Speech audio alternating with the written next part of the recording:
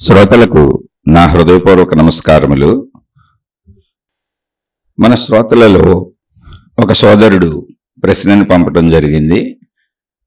ఆ ప్రశ్న, ఇతరులకు మనపై ఉన్న భావాలు సంబంధాలు బట్టి మన మనోభావాలు జీవన విధానం మన సహజ జీవితం ఉండాలా, అవసరము లేదా? మార్పులు చేర్పులు సాధ్యమేనా? నేటి కాలమాన పరిస్థితులను దృష్టిలో పెట్టుకొని వివరించగలరు. అలాగే ఇంకొకరు ఎలాంటి ప్రశ్నే అడిగారు, sir please make a video on topic ఇతరుల ఆలోచనలను మనకున్న ఆలోచనలను బట్టి అర్థం చేసుకోవాలా, లేకపోతే ఇంటెలిజెన్స్ సాక్షిభావనతో అర్థం చేసుకోవాలా? ఇది వీరి రెండు ప్రశ్నలు. ఇంతకీ ఏదైనా వీరు అడిగేది ఏంటంటే ఇతరులకు సంబంధించిన విషయం. ఇతరులకు మనపై ఉన్న అభిప్రాయాలు కానీ, మనకి ఇతరులపై ఉన్న అభిప్రాయాలు కానీ, ఈ అభిప్రాయాలతో మనం జీవితం ఎలా సాగించాలి అంటే వాళ్ళకి మనకి మధ్య ఉన్న కమ్యూనికేషన్. ఇక్కడ మనం మాట్లాడుకునేది ఆధ్యాత్మిక చదువు, ఆత్మజ్ఞాన చదువు. అంటే సృష్టికి సంబంధించి, మనకు సంబంధించి. మనం వేరుగా భావించుకుంటున్నాం కనుక సృష్టికి సంబంధించి అని మళ్ళీ చెప్పాల్సి వచ్చింది. సృష్టికి సంబంధించి అన్నప్పుడు ఇతర మనుషులు కావచ్చు, ఇతర విషయాలు కావచ్చు, ఇతర సంఘటనలు కావచ్చు, మనకు భిన్నమైన అన్ని ఇతరమే. ఇందులో మనిషికి ఎక్కువ సంబంధాలు ఉండేది మనుషులతో, అంటే భావించుకునేది. మానసికంగా మనిషి ఏం భావించుకుంటాడంటే నాకు ఎక్కువ సంబంధాలు మనుషులతో ఉన్నాయని భావించుకుంటాడు. కానీ మనిషి కూడా సృష్టిలో కలిసిపోయి ఉన్నాడు. అంటే నేను కూడా సృష్టిలో కలిసిపోయి ఉన్నాను. నేను అంటే అందరం అని అర్థం. ఇక్కడ నేను అనుకునే ప్రతివారు సృష్టిలో కలిసిపోయి ఎలా ఉన్నాం? గాలిని వాడుకుంటున్నాం, నీరు వాడుకుంటున్నాం, భూమి వాడుకుంటున్నాం, చెట్లు వాడుకుంటున్నాం, అంటే ఆహార పదార్థాలుగా వాడుకుంటున్నాం, మొత్తం ప్రకృతిని వాడుకొని బతుకుతున్నాం, సూర్యుడిని వాడుకుంటున్నాం. పంచభూతాలు, ఆహార పదార్థాలు, ఈ సృష్టిలో ఈ విషయాలు పదార్థాలు లేకపోతే అసలు మనం లేం. అంటే సృష్టితో కనెక్షన్లో ఆల్రెడీ ఉన్నాం మనం. కనెక్షన్ ఏంటనేది మనకు తెలియట్లా. నేను వేరు అనిపిస్తుంది. గాలి పీల్చుకోవటం కూడా వేరు అనిపిస్తుంది. గాలికి పైకి వెళ్తే ఆకాశంతో అందరం కనెక్ట్ అయ్యి ఉన్నాం, ఆకాశ స్వరూపంగా అందరం ఏకంగానే ఉన్నాం. కానీ అది మనకు తెలియదు ప్రస్తుతం. అలా తెలుసుకోవడమే, అంటే అన్నీ ఏకముగానే ఉన్నాయి నాతో సహా, ఏకత్వమే ఉందని తెలుసుకోవడమే ఆఖరిది. దాన్ని మోక్షము, ఆత్మసాక్షాత్కారము అన్నారు. మనం చెప్పుకునే ఆధ్యాత్మికతలో అసలు మెయిన్ థీమ్ ఏంటి అంటే వేరువేరుగా అనిపిస్తున్న అన్నిటి నుంచి, అంటే వేరువేరుగా అనిపిస్తున్నటువంటి వేరు అన్న భావం నుంచి కనపడుతున్న అన్ని ఒకదానికి సంబంధించినవే, అన్నీ ఒకటే అనేటువంటి స్థితికి చేరుకోవటం. ఎందుకంటే సత్యం అదే కనుక అది ఆకాశ స్థితిలో కుదురుతుంది. అన్ని ఇక్కడ ఉన్నవాటి ఆధారంగానే. ఆత్మసాక్షాత్కారం అంటే అదేంటో ఆత్మ నాకు తెలియదు అనుకోబాకండి. ఆత్మ అంటే ఆకాశమే. ఇక్కడ లేని దాని గురించి అసలు మనం చదువుకోలేము. ఓ టెక్స్ట్ బుక్లో ఏమున్నాయో దాన్నే చదవగలం. టెక్స్ట్ బుక్లో లేని దాన్ని చదువుకోమని దాంట్లోంచి క్వశ్చన్లు ఇస్తామంటే మీరు ఏం చదువుతారు? అసలు వాళ్ళు క్వశ్చన్లు ఎలా ఇస్తారు?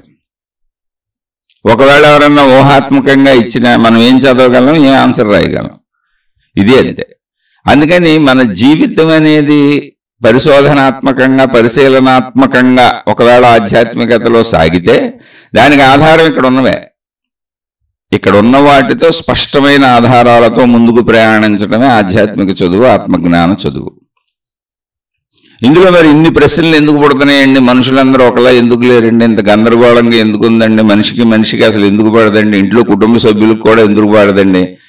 అంటే ఈ ప్రశ్నలు అడిగే వాళ్ళందరూ కూడా సహజంగా నాతో సహా మొత్తం పడంది కుటుంబ సభ్యులతోనే, దగ్గర వాళ్ళతోనే, బాగా క్లోజ్ రిలేషన్స్ ఉన్న చోటే.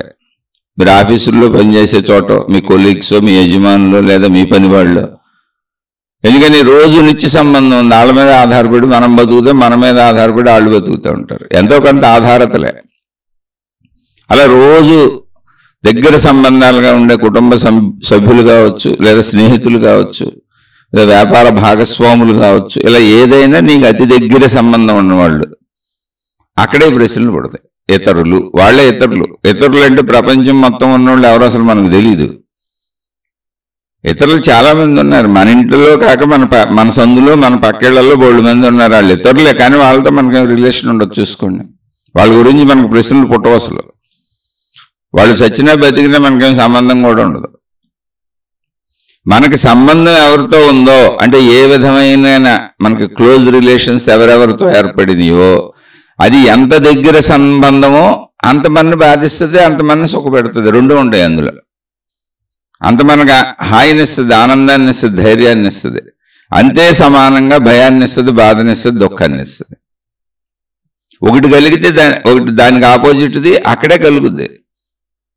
అందుకే మనకి ఇక్కడ అనేక భావాలు, అనేక ప్రశ్నలు పుడతా ఉంటాయి. ఈ ప్రశ్నలు మనం చెప్పుకోవాలి కూడా. ఇప్పుడు ఈ ప్రశ్నలన్నిటికీ ఆన్సర్లు చెప్పుకుంటూ అందులో మనం ముందుకు ప్రయాణించాలి. అదే ఆధ్యాత్మికత. అయితే ప్రయాణించే విధానం ఏంటి?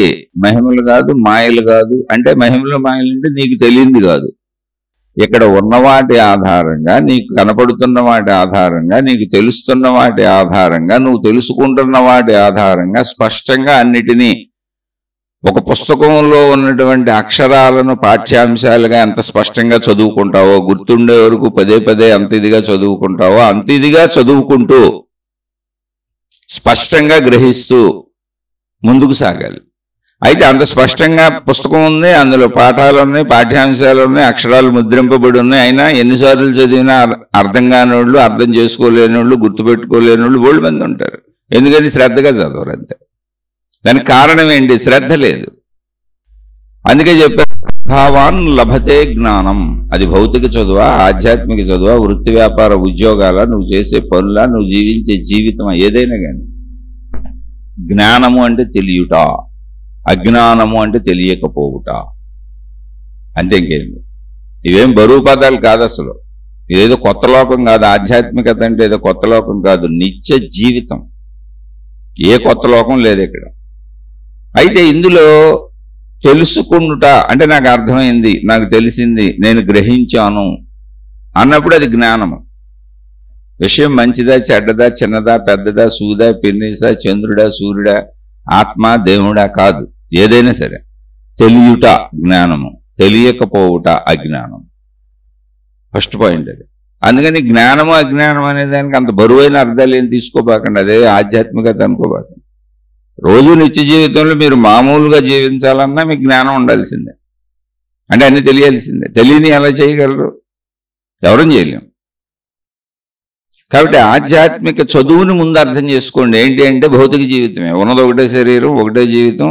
మనం జీవించే విధానంలోనే ఆధ్యాత్మిక భౌతికాలు కలిసిపోయి ఉన్నాయి. అవి వేరువేరుగా లేవు. మరెందుకు మనం ఇలా జీవిస్తున్నాం, ఇలా భావించుకుంటున్నాం? ఇప్పుడు మనం ఏం తెలుసుకోవాలి? అది ప్రతి మనిషికి ముందు ఉన్నటువంటి ప్రశ్న. ఎందుకు ఇన్ని సమస్యలు వస్తున్నాయి, ఇన్ని బాధలు వస్తున్నాయి, ఇన్ని కష్టాలు వస్తున్నాయి, ఇన్ని ఇబ్బందులు వస్తున్నాయి? ఎందుకు నేను ఎప్పుడు అసంతృప్తిగానే ఉంటున్నాను? సంతృప్తిగా నేను ఎందుకు బతకలేను అనేది అందరి ప్రయత్నం. దుఃఖాలు తప్పించుకోవాలి, సుఖాలు పొందాలి. బాధలు తప్పించుకోవాలి, బరువులు దింపుకోవాలి, హాయిగా సంతోషంగా ఆనందంగా బతకాలి. కుదిరితే మరణాన్ని కూడా తప్పించుకోవాలి. అది కుదరదు కాబట్టి ఇంకా తప్పనిసరిగా అలా ఇష్టం ఉన్నా లేకపోయినా ఏడుస్తూ చనిపోతాను. కానీ కుదిరితే దాన్ని కూడా తప్పించుకుంటాను. ఇది సహజ మానవుడి ప్రయత్నం. ఇలాగే ఉంటుంది. సహజంగా ప్రతి మనిషికి ఇలాగే అనిపిస్తుంది. అలా అనిపించటం కూడా కరెక్టే. నేను మనిషిని, నేను ఈ శరీరాన్ని, నేను ఈ శరీర అవసరాల కోసం బతకాలి, నా శరీర అవసరాలకు అవసరమైనవన్నీ సమకూర్చుకోవాలి, నేను, నాది, నా వాళ్ళు, నా కుటుంబం అంతా కరెక్టే. ఇందులో అసలు ఏ అనుమానం లేదు. ఈ శరీరం నేను అనుకున్నప్పుడు ఎదుటి వాళ్ళు మన ఇబ్బంది పెట్టేది కరెక్టే, మన సుఖపెట్టేది కరెక్టే, మనకు అందులో మంచి చెడులు జరుగుతూ ఉండేది కరెక్టే, మనం మంచి కోసం, ఆనందాల కోసం, సుఖాల కోసం ప్రయత్నించుకోవటము కరెక్టే, చెడు నుంచి తప్పించుకునే ప్రయత్నం చేయటము కరెక్టే. జీవితం ఎప్పుడు ఇలాగే ఉండాలి. మనం ఎన్ని మాట్లాడుకున్నా జీవితం ఇంతే. ఒక ట్రాఫిక్లోకి వెళ్ళినప్పుడు చిన్నపిల్లడైనా, మూర్ఖుడైనా, కళ్ళు లేనోడైనా, కాళ్ళు లేనోడైనా, ఎవరైనా అసలు ట్రాఫిక్లోకి ప్రవేశించారు, ఒక మహాజ్ఞాని అయినా, మంచోడైనా, ఈవెన్ దైవావతారుడైనటువంటి శరీరం ధరించిన మహాపురుషుడైనా మంచి ట్రాఫిక్ ఉన్న మెయిన్ రోడ్లోకి వెళ్ళారు. వీళ్ళందరూ అన్ని రకాల వాళ్ళు, స్త్రీలైనా పురుషులైనా ఎవరైనా, ఎన్ని లోపాలు ఉన్నోళ్ళైనా, ఎన్ని స్తోమతలు శక్తి సామర్థ్యాలు ఉన్నోళ్ళైనా, వాళ్ళు ట్రాఫిక్ని ఎట్లాగోలా తప్పించుకుంటే వెళ్ళాల్సిందే. నాకు కళ్ళు లేవు కదా, నేను తప్పించుకోలేనంటే కుదరదు. ఎలాగోలా ఎవరి ప్రయత్నాలు చేసుకుంటూ ఉంటారు. చూడండి మీరు, ఎందుకని ట్రాఫిక్లో యాక్సిడెంట్లు అవుతాయి, యాక్సిడెంట్లు అయ్యే అవకాశాలు ఉన్నాయి. ఎందుకని అంటే అనేక మంది ఆ రోడ్డును వాడుకుంటున్నారు, అది అనేక మందికి సంబంధించిన రోడ్డు అది. అలాగే ఈ ప్రపంచం అనేకానికి సంబంధించిన ప్రపంచం. మనం ఉన్నది అనేక భావంలోనే అనేకానికి సంబంధించిన ప్రపంచమే, అందులో ఏమాత్రం తేడా లేదు. ఒకవేళ మీకు అనంత ఆత్మశక్తి అంతా ఒకటే అని తెలిసిన అది శక్తి స్వరూపంగా ఒకటే తప్ప శరీర స్వరూపంగా అది భేదమే. మీరు ట్రాఫిక్లో ఉన్నట్టు బతకాల్సిందే. మీరు జీవన్ముక్తులైనా కూడా, నేను అనంత ఆత్మశక్తిని అని తెలిసినాక శరీరం ఉన్నా కూడా ట్రాఫిక్లోకి వెళ్ళిన మనిషి ఎలా బతకాలో అలా బతకాల్సిందే. అసలు ఇందులో అనుమానాలు లేవు. ఏదో జరిగిపోద్ది, ఎవరో రక్షించేస్తారు, ఎవరో కాపాడేస్తారు, సర్వం సమకూరిపోతాయి అనుకోబాకండి. నేనేదో దేవుణ్ణి తెలుసుకుంటే, భక్తిలోకి వెళ్తే, మతంలోకి వెళ్తే, గురువులోకి వెళ్తే, మార్గంలోకి వెళ్తే, విధానంలోకి వెళ్తే, పద్ధతిలోకి వెళ్తే నాకు అంత మేలు జరిగిపోద్ది, నన్ను ఎవరో కాపాడి రక్షించి నేను నాది నా వాళ్ళని నిరంతరం కాపలాలు కాసి మాకు మేలు చేస్తారని అస్సలు అనుకోబాకండి. మీకు జరిగే మేలేంటి ఆధ్యాత్మికతలో అంటే అసలు ఆధ్యాత్మికత అనే దానికి స్వరూపమే లేదు. ఆధ్యాత్మికత అనేది పదార్థానికి సంబంధించిన విషయం కాదు, యథార్థానికి సంబంధించిన విషయం. దానికి స్వరూపం లేదు, స్వరూపాలకు ఆధారమైనటువంటి విషయం అది. స్వరూపం ఉంది శరీరాలకి, పదార్థాలకు, విషయాలకు, అదే సృష్టిగా కనపడుతుంది మనకి. స్వరూపాలు ఉన్నదంతా మనకు సృష్టిగా కనపడుతుంది. స్వరూపం లేదు అసలు ఆధ్యాత్మికతకి. అది భావరూపం, జ్ఞానరూపం. మన భావానికి స్వరూపం లేదు, మన జ్ఞానానికి స్వరూపం లేదు, మనం తెలుసుకుంటున్న విషయానికి స్వరూపం లేదు. ఇప్పుడు నేను మీతో మాట్లాడుతున్నాను, మీకు సౌండ్ అనపడుతుంది, అది శబ్దం ద్వారా వచ్చింది. నేను నా హృదయంలో భావాలను మీకు చెబుతున్నాను, నా భావాలు నాకే కనపడవు, కానీ ఉన్నాయి. ఎందుకని కనపడవు అంటే నా భావాలకు స్వరూపం లేదు. అలాగే మీరు వింటున్నారు, ఇప్పుడు విన్నప్పుడు ఇది మీ లోపలికి వెళ్ళి భావం అవుతుంది, అంటే అర్థమైంది అనేటువంటి విషయం ఒకటి ఏర్పడుతుంది. అర్థం కాలేదు అన్నప్పుడు అసలు గొడవ లేదు. అర్థం కానప్పుడు భావం కూడా అవుతుంది, అది బయటకు పోద్ది. అర్థమైంది అన్నప్పుడు లోపల భావరూపంలో ఇమిడిపోద్ది, అవే జ్ఞాపకాలు, గుర్తులు. ఇప్పుడు భావం అయ్యి లోపలికి వెళ్ళి భావం అయినప్పుడు దానికి రూపం లేదు. ఇప్పుడు నేను మాట్లాడుతున్నప్పుడు దానికి రూపం ఉందేంటి? శబ్ద రూపం, భాషా రూపం, అక్షర రూపం ఇవ్వచ్చు, దానికి అక్షరాలు రాయొచ్చు. కానీ మీరు లోపలికి వెళ్ళిపోయి భావం అయిపోయింది. ఇప్పుడు అది ఏ రూపము లేదు, లోపల ఉన్నటువంటి శక్తిలో కలిసిపోయింది. అవసరమైనప్పుడు గుర్తుగా బయటకు వస్తుంది, అది విడిగా కూడా లేదు, అక్కడ శక్తితో కలిసి ఏకమైపోయింది. మనసంతా ఏకంగానే ఉంది. అవసరమైనప్పుడు ఒక్కొక్కటి బయటకు వస్తాయి అంతే. ఎందుకు ఒక్కొక్కటి బయటకు వస్తాయి అంటే ఒక్కొక్కటిగా లోపలేసాం కాబట్టి అంతే. కానీ మనసంతా ఎలా ఉందంటే ముద్దలాగా, శక్తిలాగా ఉంది. భావ ముద్దది, జ్ఞాపకాల ముద్దది, శక్తి స్వరూపం అది. విడివిడిగా ఏం లేదు అక్కడ. అందుకే మనకి అక్కడ ఏం కనపడటానికి ఏం ఉండదు. అది భావరూపం, జ్ఞానరూపం, శక్తి రూపం. ఇంకా చెప్పాలంటే అది ఎలా ఉంది అంటే మరి ఇలా చెబితే నాకు అర్థం కాదు కదండి, అక్కడ ఎలా ఉందో తెలియదు కదండి. నిరూపణలతో కదా ఆధ్యాత్మిక చదువు, ఆత్మజ్ఞాన చదువు నేర్చుకోవాలి. మహిమలు మాయలు ఉండవు కదా, అన్ని నిరూపణలు ఉండాలి కదా, అర్థమయ్యేలా తెలుసుకుంటూ వెళ్ళాలి కదా. అంటే అది ఆకాశము వలె ఉన్నది. శక్తి స్వరూపము ఎలా ఉంటుంది? ఆకాశము వలె ఉంటుంది. మనసు ఎలా ఉంటుంది? ఆకాశము వలె ఉంటుంది. అందులో ఇవన్నీ ప్రింట్ అవుతున్నాయి. మరి భావం ఎలా ఉంటుంది? ఆకాశము వలె ఉంటుంది. అందుకని కనపడవు. కనీసం గాలిలో ఉన్న స్పర్శ అన్న తెలిసేది, లోపల భావం కదలంగానే స్పర్శ అన్న తెలిసేది. స్పర్శ కూడా తెలియట్లేదుగా. కాబట్టి ముందు సబ్జెక్టు తెలుసుకోండి. శరీరాలు విషయం. నేను శరీరం అన్నప్పుడు మనం ఇదంతా ఎందుకు చెబుతున్నానంటే, నేను శరీరం అన్న భావనలో మనం జీవిస్తున్నది పదార్థాలతో.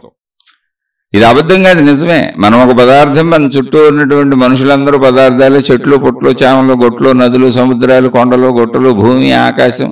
ఆకాశం కాదు, భూమి, సూర్యుడు, చంద్రుడు, మొత్తం అన్ని పదార్థాలే. అందుకని మనం ఆకాశాన్ని ఏమీ లేదు ఖాళీ శూన్యం అనుకుని తిరిగేస్తున్నాం. మిగిలిన వాటిని అన్నింటినీ గుర్తించి మనకు ఎలా అవసరం అలా వాడుకుంటున్నాం. పదార్థాలకు పదార్థం అవసరం. యథార్థం ఏంటంటే పదార్థాలన్నింటికీ కారణభూతమైంది శక్తి, ఆకాశం, అనంత ఆత్మశక్తి. అక్కడి వరకు ఇంకా మనం ప్రయాణించలేదు, దాన్ని చెప్పుకుంటున్నాం. అది శక్తి స్వరూపం కనుక మనకు కనపడదు. మనలో అయితే మనలో ఉంది కూడా అదే. ఇంతకే విషయం ఏంటంటే మనలో ఉన్నది కూడా అదే. పదార్థాలన్నింటికీ ఆధారం అదే, కానీ అది పదార్థం కాదు కనుక గ్రహణ శక్తికి అందదు. అది శక్తిగా ఉంది. అయితే మరి మనలో గ్రహించేది ఏంటి? అదే, కానీ వేరు భావంలో ఉన్నాం కనుక వేరువేరుగా గ్రహిస్తున్నాం మనం. అది అబద్ధమా? కాదు, సృష్టి చేసిన ఏర్పాటు నిజమే. ఇక్కడి నుంచి మెట్లు ఎక్కాలి అంటే శరీర భావం నుంచి పై మెట్టుకు వెళ్ళాలి. శరీరాలు కరెక్టే, నువ్వు శరీరంలోనే కూర్చుంటే శరీరంలానే బతకాలి. నువ్వు పరిమిత శరీరమే, నీకున్నది ఈ పరిమితమే, ఈ పరిమిత మనసే, ఈ పరిమిత వనరులే, నువ్వు తీసుకునే ఆహారం అన్నీ పరిమితంగా ఉంటాయి. వాటిని అనుభవిస్తూ అలా పరిమితంగా ఇంద్రియ సుఖాలు తీర్చుకుంటూ తృప్తి పడుతూ మళ్ళీ ముందుకెళ్తూ మళ్ళీ ప్రయత్నిస్తూ శరీరంతో ఎప్పటికింతే. అక్కడి నుంచి ఇంకొంచెం ముందుకెళ్తే మనోలోకం, అంటే మనలోనే ఉంది. మనోలోకం ఎక్కడ ఉందనుకోపాకండి, మన మనస్సు, శరీరాన్ని నడిపే మనస్సు. అక్కడికి వెళ్ళి చూడండి, అక్కడేం లేదు. భావరూపంలో ఉంది, అది పదార్థ రూపం లేదు. కానీ అక్కడ అది దృశ్య రూపాన్ని సంతరించుకుంటుంది. మన మనోలోకంలో మన జ్ఞాపకాలన్నీ ఉన్నాయి. అదే స్వప్నలోకంగా కూడా అనుభవిస్తాం. నిద్రపోయినప్పుడు ఇంకా స్పష్టంగా తెలుస్తుంది, మెలకువలో స్పష్టంగా తెలియదు. ఎందుకంటే శరీరంతో కలిసిపోయి ఉంటుంది కనుక. శరీరము మనస్సుల కలయిక మెలకువ. నిద్రలో ఎందుకు స్వప్నావస్థ బాగా తెలుస్తుంది అంటే మనసుతో కలిసిపోయి, మనసు శరీరంతో కలిసిపోయి లేదు, సపరేట్గా సంచరిస్తుంది. శరీరం నిద్రపోయింది కానీ శరీరానికి ఆ ఎరుకుంది, అదేం విడిపోలేదు. కానీ సంపూర్ణంగా శరీరంతో కలిసిపోయలేదు, అది స్వేచ్ఛగా తిరుగుతుంది. శరీరం నిద్రపోతుంది కనుక, అంటే సెమీగా టచ్లో ఉందంతే. అందుకని స్వప్నలోకం మనకి బాగా పర్ఫెక్ట్గా తెలుస్తుంది. అదే మనకు మెలకువలో శరీరం మనసు కలిసి ఉన్నప్పుడు కూడా మనం శరీరంతో అనేక పనులు చేస్తున్నా కూడా మనకు అనేక ఊహలు ఆలోచనలు వస్తూ ఉంటాయి. కానీ అవన్నీ మనకు స్వప్నలోకంలో స్పష్టంగా అనిపించవు. కారణం మన ఎరుక శరీరం మీద పెట్టుకున్నాం, శరీర భావంతో పెట్టుకున్నాం. ఈ ప్రపంచం నిజం, ఈ శరీరం నిజం అనుకుంటున్నాం. స్వప్నలోకంలో మీరు గమనించండి, అది కూడా నిజమే అనుకున్నాం శరీరం నిద్రపోతున్నప్పుడు.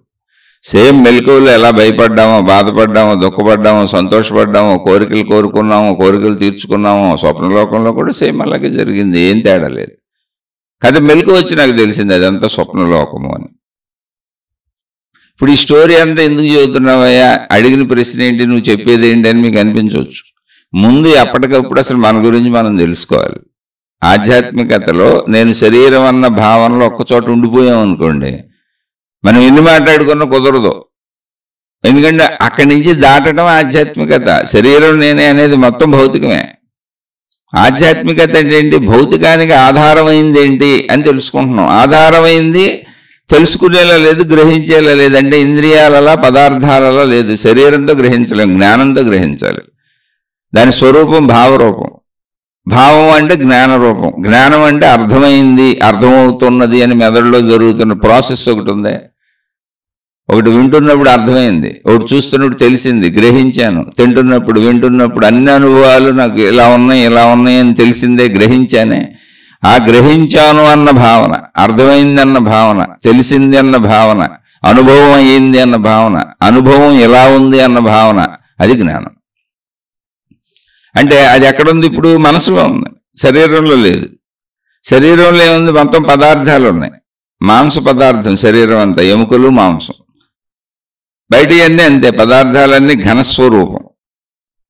ఏ రూపంలో ఉన్న ఘనత్వంలో ఉంటాయి. కానీ అనుభవాలన్నీ జ్ఞాన రూపంలో ఉన్నాయి, భావరూపంలో ఉన్నాయి. వాటికి రూపం లేదు, ఉంది భావరూపం, జ్ఞాన రూపం. ఇంద్రియాలతో గ్రహించలేం, కన్ను, ముక్కు, చెవి వీటితో గ్రహించలేం. ముందు ఇది స్పష్టంగా తెలుసుకుంటే నీలో రెండు విడివిడి అంశాలు ఉన్నాయని తెలియాలి. అందుకని మాట్లాడుతున్నాను. అదే ఆధ్యాత్మికత. మనలో ఉన్న రెండో కోణానికి వెళ్తున్నాం మనం, రెండో అంశకి వెళ్తున్నాం మనం, రెండో వైపు చూస్తున్నాం మనం, నాణ్యానికి రెండో వైపు ఉన్నట్టు. అందుకని ముందు ఇది మాట్లాడుకోవాల్సింది ఎప్పుడైనా. ఇప్పుడు ఇతరులు అనేది వచ్చినప్పుడు వీళ్ళు ఎక్కడున్నారు? శరీరపరంగా ఉన్నారు.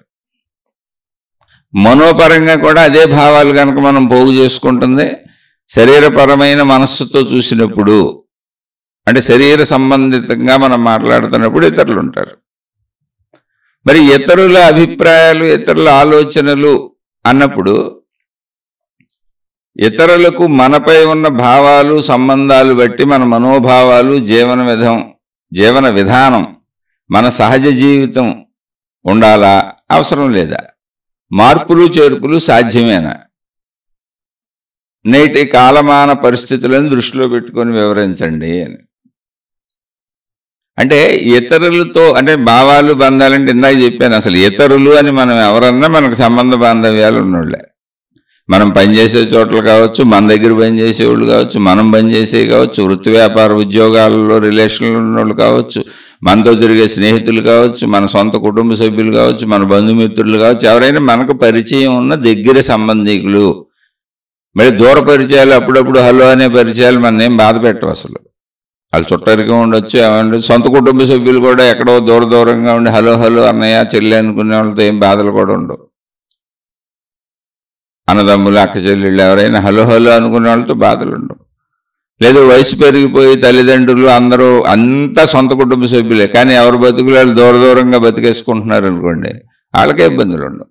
అప్పుడు ఎవరితో ఇబ్బందులు ఉంటాయి? దగ్గర వాళ్ళతో ఉంటాయి. ఎవరి దగ్గర అయితే వాళ్ళు పనిచేసేవాడు, మన కారు తోలే డ్రైవరు, రోజు కలిసి ఉండేవాళ్ళతో, మనం యజమాని అయితే, లేదా మనం డ్రైవర్ అయితే ఆ యజమానితోనూ దగ్గర సంబంధం. ఈరోజు మనం గడుపుతున్న దగ్గర సంబంధం, వాళ్ళతో ఎప్పుడు ఇబ్బంది. వాళ్ళే ఇతరులు అంటే మొత్తం ప్రపంచం కాదు. ఫస్ట్ పాయింట్, మనకి క్లోజ్గా అసోసియేట్ అయి ఉన్నవాళ్ళు. ఇప్పుడు వాళ్ళ భావాలను బట్టి, వాళ్ళకి మనపై ఉన్న అభిప్రాయాలను బట్టి మనం జీవించాలా? మనకు వాళ్ళపై ఉన్న అభిప్రాయాలను బట్టి జీవన విధానం ఇంతేగా. కానీ అభిప్రాయం అనేది మనం చెప్పుకుంటున్నప్పుడే అభిప్రాయం అంటున్నాం, అంటే అది వాళ్ళ అభిప్రాయం, సత్యం కాదు. ఇతరులకు మనపై ఉన్న భావాలు, సంబంధాలు బట్టి, సంబంధాలు అయితే మార్చలేం, తండ్రి కొడుకు, తల్లి కూతురు, ఈ సంబంధాలు అంటే అవి రిలేషన్స్, వాటిని మార్చలేం. వాటిలో మనం బాధ్యతలు చేసుకుంటూ వెళ్ళిపోవాల్సింది, అంతకంటే మనం చేయటానికి ఏం లేదు. అలాగే వాళ్ళకి మన మీద భావాలు ఏర్పడతాయి. అందరి మీద భావాలు ఉంటాయి, ఏదో భావం ఉంటుంది వాళ్ళు చేసే పనులను బట్టి. కానీ జాగ్రత్తగా ఆలోచిస్తే మనకి ఇతరులపై ఉన్న భావాలు మన సత్యాలు. వాళ్ళు నిజంగా అలా ఉన్నారో లేదో మనకి ఎప్పటికీ తెలియదు, మనకు అనిపించే సత్యాలు ఇవి. వాళ్ళ లోపల ఏమనుకుంటున్నారో మనకు ఎలా తెలుస్తుంది? ఎప్పటికీ తెలియదు. కాబట్టి దీన్ని కొంచెం మీరు కూలంకషంగా పరిశీలించుకోవాలి. అలాగే ఎదుట వాళ్ళు మన మీద ఏర్పరుచుకున్న భావాలు కూడా వాళ్ళు ఏర్పరుచుకున్న భావాలు మనకు అవి ఉన్నాయో లేదో తెలియదు. అసలు మనకు ఆ భావం ఉండొచ్చు, ఉండకపోవచ్చు, మనం ఆ ఉద్దేశంతో ప్రవర్తించవచ్చు, ప్రవర్తించకపోవచ్చు. ప్రతిదాన్ని వాళ్ళకి నచ్చినట్టుగా వాళ్ళు భావించుకోవచ్చు, అపార్థం చేసుకోవచ్చు. అందుకని ఒకళ్ళ మీద ఉండే సంపూర్ణ భావాలు నిజం అనడానికి లేదు, అబద్ధం అనడానికి లేదు. అందులో కొన్ని నిజం అవ్వచ్చు, కొన్ని అబద్ధం అవ్వచ్చు. ఎందుకని? ఎక్స్పెక్టేషన్. అంటే మనుషులమే కనుక, మనుషులుగా జీవిస్తున్నాం కనుక, నేను ఒక మనిషిగా నేను ఎలా ఆలోచిస్తాను, ఎలా ఉంటాను, ఎలా పనిచేస్తాను, నా బుద్ధులేంటి, నా గుణాలేంటి, దీన్ని బట్టి ఎదుటి మనిషిని నేను ఎక్స్పెక్ట్ చేస్తుంటాను. ఎందుకని? ఎక్స్పెక్ట్ చేయడానికి నా దగ్గర ఉన్న సరుకు ఇదే. అంటే ఎదుటివాడి మీద నేను ఏర్పరుచుకునే అభిప్రాయం ఏంటి అంటే, నా దగ్గర ఉన్న సరుకుతో, నా గుణాలు, నా స్వభావంతో నేను ఏర్పరుచుకునేవి నా భావాలు. అంటే ఇది మీకు బాగా అర్థం అవ్వాలంటే, ఒక దొంగ ఆయన తిరుగుతున్నాడు అనుకోండి, దొంగతనం చేద్దామని. ఆయనకి చాలామంది దొంగలు ఉన్నారేమో, నా ఎవరన్నా కొట్టేస్తారేమో అని దొంగ ఆలోచనలు కూడా వస్తుంటాయి, ఎక్కువయ్యే వస్తాయి.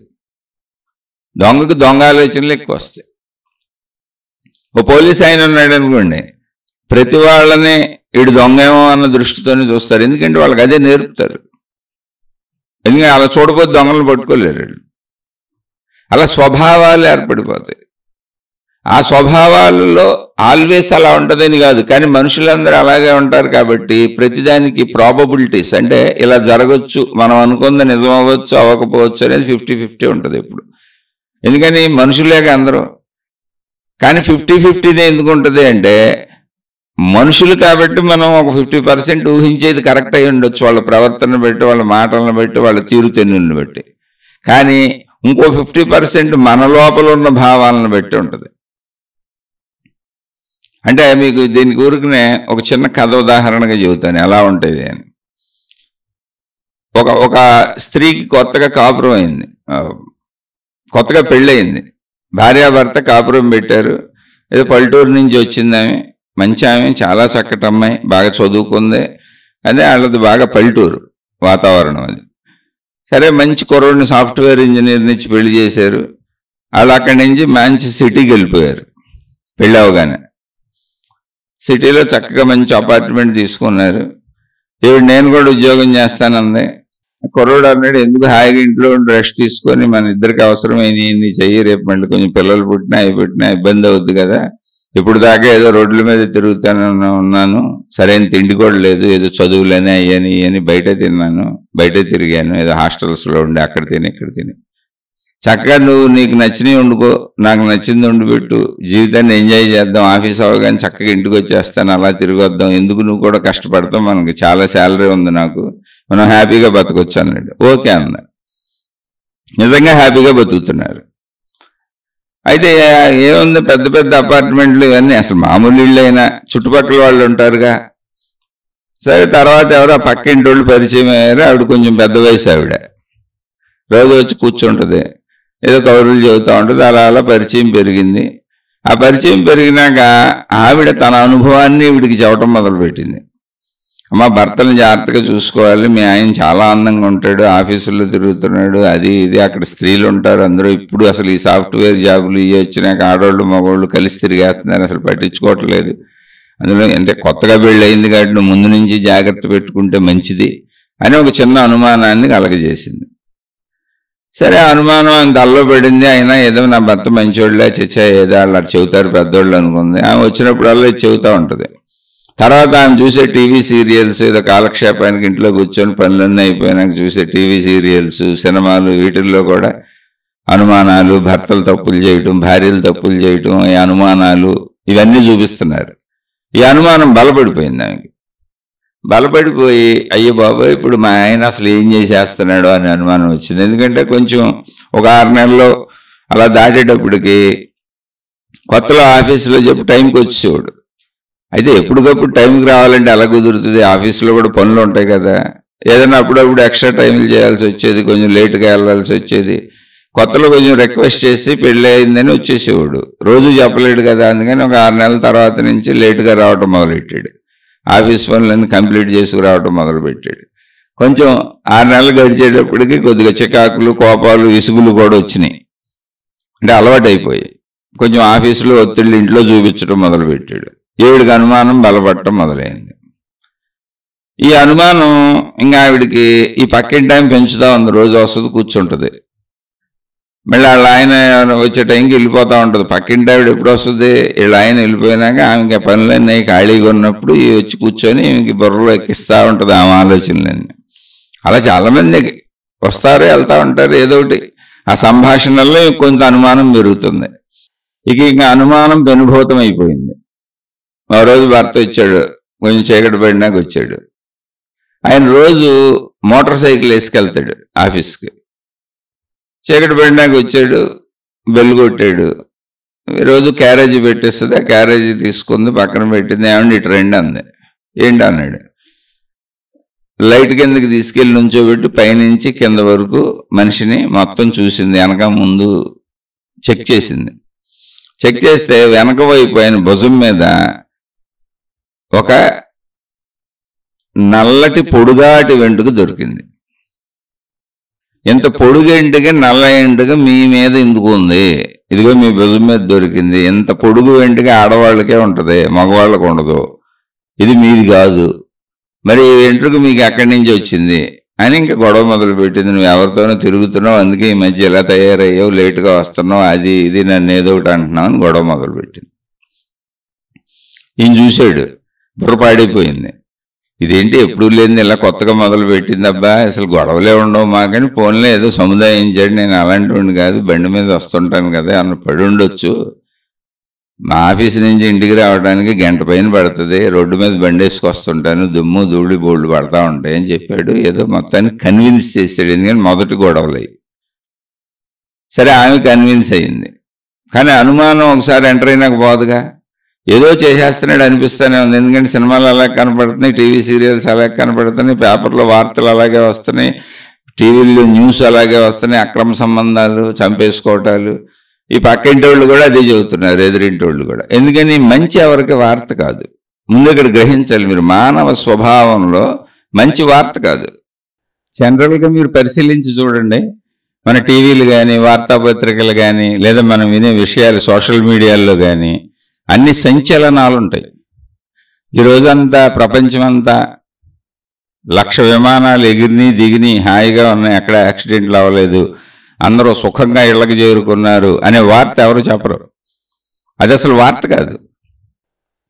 మనం గమనించి చూస్తే అది వార్త కాదు. అలా రైళ్లు, బస్సులు అన్నీ అందరూ హ్యాపీగా ఇంటికి వెళ్ళిపోతే వార్త కాదు. కుటుంబాలన్నీ హ్యాపీగా ఉంటే వార్త కాదు. సునామీలు రావాలి, భూకంపాలు రావాలి, యాక్సిడెంట్లు అవ్వాలి, ప్రమాదాలు జరగాలి, నష్టాలు జరగాలి, మోసాలు జరగాలి, దోపిడీలు జరగాలి, దొంగతనాలు జరగాలి, మానభంగాలు జరగాలి. ఇవి వార్తలో. అక్కడ ఏదో ప్రత్యేకత ఉండాలి. ఇలా మనం గమనించుకుంటూ వెళితే మనకు వార్తలు ఏంటి అంటే అన్ని భయంకరాలే, చెడులే.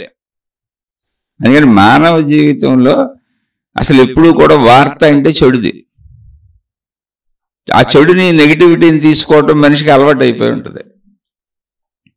అందుకని మనిషి ముందు మనం ఎలా గమనిస్తున్నాం, ఎలా గ్రహిస్తున్నాం చూడాలి. అంటే ఇది ఎందుకు మాట్లాడుతున్నానంటే, ఇంత ప్రపంచవ్యాప్తంగా సోషల్ మీడియా కానీ ఇప్పుడు మన జీవితం సాగుతున్నది. ఏదైనా తీసుకోండి, టీవీలు, న్యూస్ పేపర్లు, సోషల్ మీడియా, మొత్తం మీడియా. అంటే మీడియా అంటే మనిషికి మనిషికి మధ్య కమ్యూనికేషన్. ఎలా ఉంది? నెగిటివిటీని తీసుకుంటాం. అసలు మనకు తెలియదు ఎవరేం చెప్పారో, అక్కడ ఏం జరిగిందో ఒక వ్యక్తిది ఎలా తెలుస్తుంది మనకి? 100 ఛానల్స్ 100 రకాలుగా చెబుతాయి. 1,00,000 మంది సోషల్ మీడియాలో 1,00,000 రకాలుగా చెబుతారు. అందులో నీకు ఏది నచ్చితే అది నువ్వు నమ్ముతూ ఉంటావు, అంతే. ఇక్కడ కూడా అంతే. ఎదుట వ్యక్తి భావాలు నీకు నచ్చిన దాన్ని బట్టి తీసుకుంటావు. అయితే మళ్ళీ ఇందులో 50% నిజం ఉండే అవకాశం ఉంది. ఎందుకంటే మనుషులందరూ ఒకేలా ఆలోచిస్తారు కాబట్టి.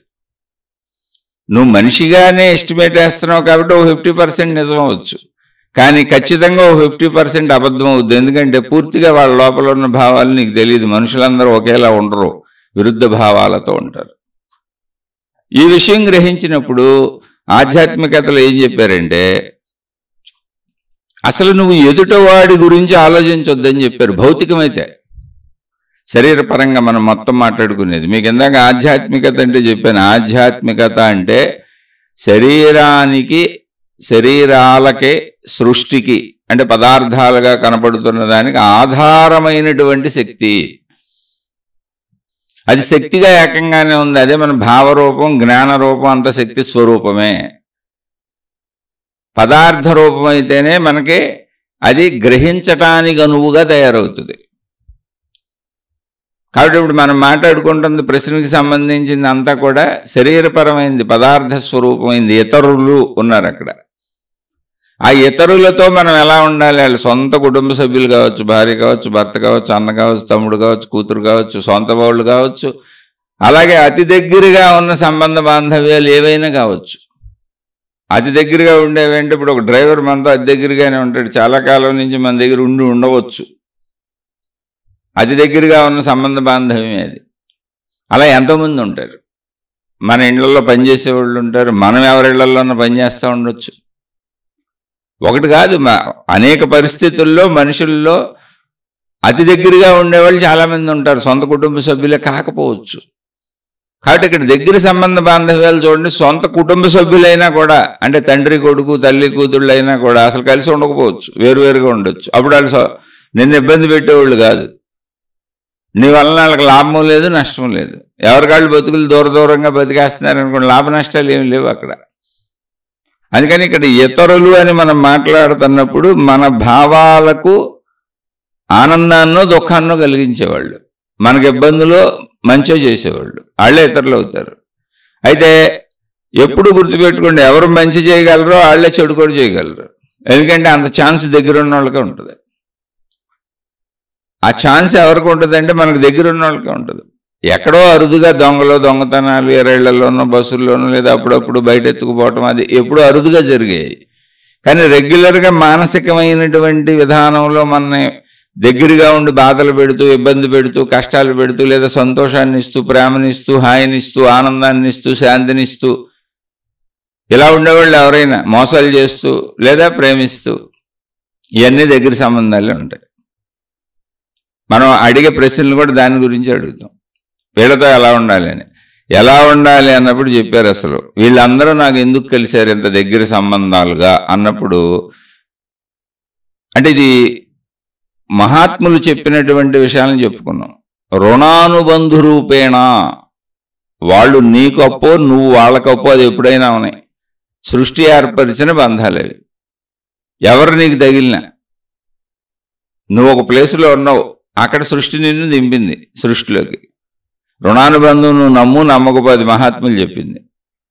సృష్టి నిన్ను ఒక ప్లేసులో దింపింది, ఆ ప్లేసులో నీకు తగిలే వాళ్ళందరూ నీకు తగలాలన్నది సృష్టి నిర్ణయం. అలాంటి సంఘటనలు, అలాంటి విషయాలు, అలాంటి మనుషులు, అన్నీ అలాంటి పరిస్థితులు.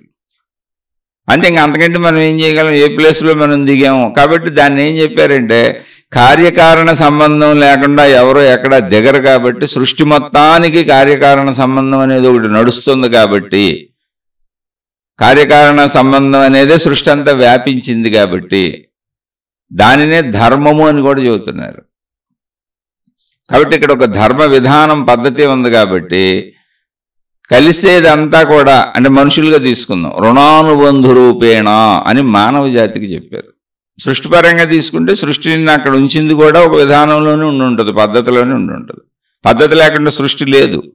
ఎందుకంటే కోటాను కోట్ల గ్రహాలు, నక్షత్రాలు ఆకాశంలో తిరుగుతున్నాయి. కోటాను కోట్ల అంటే ఏంటి? లెక్కించడానికి వీలు లేనన్ని మనుషులను లెక్కించాం 800 కోట్ల మంది. కానీ అవి కోటాను కోట్లు. 800 అనేది మామూలు అంకె, ఇది చాలా తక్కువ అంకె. ఇది కోటాను కోట్ల నక్షత్ర మండలాలు ఉన్నాయి. అంటే భూమి లాంటివి, సూర్యుడు లాంటివి. భూమి కంటే 100 రెట్లు పెద్దవి. అవన్నీ కూడా క్రమశిక్షణగానే తిరుగుతున్నాయి. మనమెంత ఒక ధూళికణం. కాబట్టి ఆ క్రమశిక్షణలో మనం కూడా భాగమే. ఆ క్రమశిక్షణ, ఆ విధానం ఏదుందో సృష్టికి, దానికి పెట్టబడిన పేరు ధర్మము. అది ఒక పద్ధతిగా ఎక్కడ అంతా సమత్వంతో నడుస్తుంది, సమధర్మంతో. అయితే మరి మనుషులకి ఎలా ఎందుకు జరిగింది, ఇక్కడ ఎందుకు ఉన్నాడు, వీళ్ళు ఎందుకు వచ్చారు, ఈ బాధలేంటి, కష్టాలేంటి, ఇబ్బందులేంటి, సుఖాలేంటి, ఎక్కువలేంటి, తక్కువలేంటి అంటే దానికి చెప్పారు కర్మ సిద్ధాంతము అని. అది అనుభవించి పరిశీలిస్తే మనకు కూడా తెలుస్తూనే ఉంటుంది. మీరు గ్రహించగలిగితే నిరూపణగా మీకు కూడా అర్థమవుద్ది. మిమ్మల్ని మీరు చూసుకోండి, మీరు చేసిన పనుల ఫలితాలే మీకు తిరిగి వస్తుంటాయి. మీ చుట్టూ ఉన్న వాళ్ళని చూసుకోండి, మీ కుటుంబ సభ్యులను, మీ బంధుమిత్రులను, మీరు అందరినీ మనుషుల్ని గమనించండి. వీళ్ళు చెడ్డవాళ్ళు అనుకున్న వాళ్ళకి వాళ్ళ జీవితంలో ఎక్కువ సంఘటనలు చెడుగా జరుగుతూ ఉంటాయి. హఠాత్తుగా ఏదో వచ్చి మీద పడిపోయినట్టు ఉంటాయి. చూసుకోండి మీరు. అంటే ఏదో బాగా సాగుతున్నట్టు కనపడుద్ది, కానీ చెడ్డవాళ్ళు అనే వాళ్ళని అలా గమనిస్తూ ఉండండి. కాలాంతరంలో హఠాత్ పరిణామాలుగా వాళ్ళ జీవితాల్లో మార్పులు వచ్చేస్తుంటాయి. వీళ్ళు మంచివాళ్ళు అన్న వాళ్ళని చూడండి, వాళ్ళ జీవితం కొంచెం అస్తవ్యస్తంగా ఉండొచ్చు, అనుకూలతలు తక్కువ ఉండొచ్చు, కానీ వాళ్ళు డెవలప్ అవుతూ ఉంటారు. ఒక మొక్క ఎదుగుతున్నట్టుగా, ఒక మనిషి ఎదుగుతున్నట్టుగా, ఒక పైరు పంట ఎదుగుతున్నట్టుగా, అది ఫలాలు ఇస్తానికి రెడీ అవుతున్నట్టుగా మంచి వాళ్ళకంతా కూడా తక్కువ నుంచి ఎక్కువగా ఎదుగుదల కనపడతా ఉంటుంది. చెడ్డవాళ్ళందరికీ కూడా ఎక్కువ నుంచి తక్కువకి తరుగుదల కనపడతా ఉంటుంది. అదే స్థాయిలో వాళ్ళైనా, కింద వాళ్ళైనా, పైన వాళ్ళైనా. మీరు గమనిస్తే మీకు అర్థమవుతుంది. అది సాక్ష్యాలు ఉంటాయి అక్కడ, మీరు గమనించాలి దాన్ని. మీరు ఇప్పుడు గమనించిన, మిమ్మల్ని మీరు చూసుకున్నా, మీ ఇంట్లో వాళ్ళని చూసుకున్నా, మీ చుట్టుపక్కల వాళ్ళని చూసినా, మీకు తెలిసిన వాళ్ళని గమనించండి చాలు. అది కూడా ఓ లోతుగా అక్కర్లా, అలా అబ్జర్వ్ చేస్తామండి, కొంతకాలం పట్టుద్ది, మీకే అర్థమైపోద్ది. వాళ్ళ గుణాలు, బుద్ధులవి రుణానుబంధు రూపేణ అని చెప్పారు. కాబట్టి ఇక్కడ ఏం చేయమన్నారు? ఇప్పుడు మనం ఇతరులను బట్టి ఎలా ఉండాలి అన్నప్పుడు బాధ్యతలన్నీ సక్రమంగా చేయండి అన్నారు. బాధ్యతలు, కర్తవ్యాలు అంటే ప్రతి మనిషికి దానికి సొంత బాధ్యతలు కొన్ని చెప్తారు. అంటే చెప్తారంటే ఉన్నాయి నీకు. ఇప్పుడు జీవిత భాగస్వామిని తెచ్చుకున్నావు కాబట్టి, వివాహం చేసుకున్నావు కాబట్టి బాధ్యత నువ్వే తగిలించుకున్నావు. అది బాధ్యత. దాని జీవితాంతం భరించాల్సిందే, మోయాల్సిందే. అది భరిస్తావా, మోస్తావా, లేదా ఆనందిస్తావా, అది నీ ఇష్టం. కానీ జీవితాంతం అది బాధ్యత. అందులో ఆనందం ఉందా, దుఃఖం ఉందా చెప్పక, అది బాధ్యత. అలా జీవిత భాగస్వామిని తెచ్చుకొని పిల్లల్ని కన్నావు కాబట్టి ఆ పిల్లలతో ఆనందం ఉందా, దుఃఖం ఉందా, కష్టం ఉందా, ఇబ్బంది ఉందా చెప్పొద్దు. బాధ్యత. అలాగే తల్లిదండ్రులు నీకు జన్మనిచ్చి నిన్ను జన్మనివ్వడం బాధ్యత కాదు, రుణము కాదు. ఎందుకంటే వాళ్ళు మళ్ళీ నీకు జన్మనిచ్చిన విధానాన్ని గమనిస్తే వాళ్ళు సుఖపడటానికి, వాళ్ళు సుఖపడుతూ శారీరక సుఖాన్ని పడుతూ నీకు జన్మనిచ్చారు తప్ప నిన్ను కనాలని, నీకు జన్మనివ్వాలని వాళ్ళు ప్రయత్నంతో, అందులో సుఖం లేకపోయినా ఎంతో కష్టపడి, దుఃఖపడి, బాధపడి, ఎంతో ఇబ్బంది పడి నీకు జన్మనివ్వాల. నీకు జన్మనివ్వటం కోసం వాళ్ళు ఏ కష్టాలు వాళ్ళు సుఖపడుతుంటే మనం పుట్టామంతే. మనమైనా మనం సుఖపడుతుంటే మన పిల్లలు పుట్టారు. అందుకే మనకి ఆడపిల్ల పుడుతుందో తెలియదు, మగపిల్లడు పుడతాడో తెలియదు, పుట్టినోళ్ళు ఎలా ఉంటారో తెలియదు, వాళ్ళ ఆరోగ్యాలు అనారోగ్యాలు ఎలా ఉంటాయో తెలియదు, వాళ్ళ ఫేట్ అంటే విధివ్రాత ఎలా ఉంటుందో తెలియదు. అందుకని ఆ తెలియదు అన్న దాంట్లో అన్నీ మనకు నచ్చినట్టు జరగాలని మన జీవితం, మనోళ్ళ జీవితం విశ్వ ప్రయత్నం చేస్తూ ఉంటాం. అదే జీవితం. అందుకని తల్లిదండ్రుల రుణం ఏంటి అసలు అంటే కంఠం కాదు, జన్మనివ్వడం కాదు రుణం. అది వాళ్ళు మనకి జన్మనివ్వడం కోసం వాళ్ళు కనలేదు. వాళ్ళు సుఖపడటానికి సుఖపడుతూ అందులో వచ్చినటువంటి ప్రొడక్ట్ మనం. వాళ్ళు సుఖపడుతుంటే వచ్చినటువంటి ప్రొడక్ట్ మనం, అంతే. సరే, అది ఆనందంగా అందరూ పెంచుకుంటున్నారు కాబట్టి నా పిల్లలని అది అలవాటు అయిపోయింది మానవాళ్ళకి, నానే భావం. ఇక్కడ అయితే వాళ్ళకి రుణం ఉంది. ఎలా అంటే పుట్టిన కాడి నుంచి వాళ్ళు కష్టపడే పెంచారు. ఎందుకంటే పుట్టిన పసిబిడ్డ నుంచి అన్నీ సమకూర్చి మలమూత్రాలు ఎత్తి పెంచాలని చాలా కష్టమైన విషయం. కాబట్టి నీకు మళ్ళీ నీకు ఆర్థిక స్తోమత వచ్చి నీ అంతటా నువ్వు బతికి నువ్వు సంపాదించుకొని బతకగలిగే అంతవరకు తల్లిదండ్రులే పెంచారు కనుక తిరిగి వాళ్ళని చూడటం నీ బాధ్యత. ఇక్కడ ఇతరులు ఎలా ఉన్నారు, నేను ఎలా ఉన్నాను, వాళ్ళు నన్ను ఏమనుకుంటున్నారు, నేను వాళ్ళని ఏమనుకుంటున్నాను, ఇవి చెప్పలే అసలు ఆధ్యాత్మికతలో. ఇవే నీతి సూత్రాలంటే. వాళ్ళు ఎలా ఉన్నా నీ బాధ్యతను నువ్వు చేయమన్నారు. ఎందుకని? రుణ అనుబంధంతో వచ్చింది ఇది. రుణానుబంధేన. ఏమండి, నాకు మా నాన్నగారు అంటే చాలా ఇష్టం అండి, కానీ మా నాన్నగారికి ఎందుకో నేనంటే అసలు ఇష్టం ఉండదండి అనుకుందాం. ఒక ప్రశ్న. అంటే ఇక్కడ ఏం చెప్పారంటే మానవుడు అనేక జన్మలు ఎత్తుకుంటూ వచ్చాడు. ఇప్పుడు మీ నాన్నగారికి నువ్వు బాకీ ఉన్నావు. అది ఈ జన్మ వెనక జన్మ ఏమో అంటే గడిచిన కాలాన్ని పరిశీలించుకుంటే తెలుస్తుంది. అది నువ్వు బాకీ ఉన్నావు కాబట్టి నీకు మీ నాన్నగారికి ఇవ్వాలనిపిస్తుంది. మీ నాన్నగారు నీకు బాకీ లేరు. నువ్వు కిందటి జన్మలో ఎవరి దగ్గర బాకీ తీసుకున్నావయ్యా, తెలివితేటలతో వాళ్ళ దగ్గర కొట్టేసావు, తీసుకున్నావు, ఎక్కొట్టేసావు. అత్యధిక బాకీ అది, చాలా ఎక్కువ మొత్తం, పెద్ద బాకీ అది. పాపం వాళ్ళు నిన్నేమీ చేయలేకపోయారు. వాళ్ళు అసహాయులు, నిస్సహాయులు. ఆ జన్మ అలా గడిచిపోయింది. వాళ్ళు చచ్చిపోయారు, నువ్వు చచ్చిపోయావు. నువ్వు మొత్తానికి వాళ్ళకి ఎక్కొట్టేసావు, వాళ్ళదంతా దోచుకొని. ఇప్పుడు నెక్స్ట్ బర్త్లో సృష్టి చేసినటువంటి తెలివేంటి, సృష్టికున్న ధర్మం ఏంటి, కర్మ సిద్ధాంతం ఏంటి, జ్ఞానం ఏంటంటే నిన్ను తీసుకెళ్ళి ఆయనకే కొడుగ్గా పుట్టించింది. ఎవరి దగ్గర అయితే నువ్వు బాకీ ఎక్కొట్టావో ఆ వ్యక్తిని నిన్ను, అంటే ఈ ప్రశ్నకి చెబుతున్నా, ఇప్పుడు అనుకుంది, ఆయన కొడుగ్గా పుట్టించింది. అందుకని నీకు మా నాన్న అంటే ఇష్టం, మా నాన్నకి ఏదో చేయాలనిపిస్తూ ఉంటుంది, మీ నాన్నని చెతకొడేస్తుంటాడు. దీనికి కారణం ఏం లేదు. గత జన్మలో నువ్వు అతన్ని చేసిన మోసపు తాలూకా వ్యవహారం అంతా సృష్టి ఇప్పుడు నడిపించేస్తుంది. నువ్వు ఎంత బాధ పెట్టావు, ఎంత కష్టపెట్టావు, ఆ పగంతా ఇప్పుడు తీర్చుకుంటున్నాడు. లేదా అలా నువ్వు మన తండ్రి కొడుకులు రివర్స్ అవ్వచ్చు. ఏ సంబంధ బాంధవ్యాలని ఇది ఒక ఉదాహరణగా చెప్పాను, అన్ని రివర్స్ అవ్వచ్చు.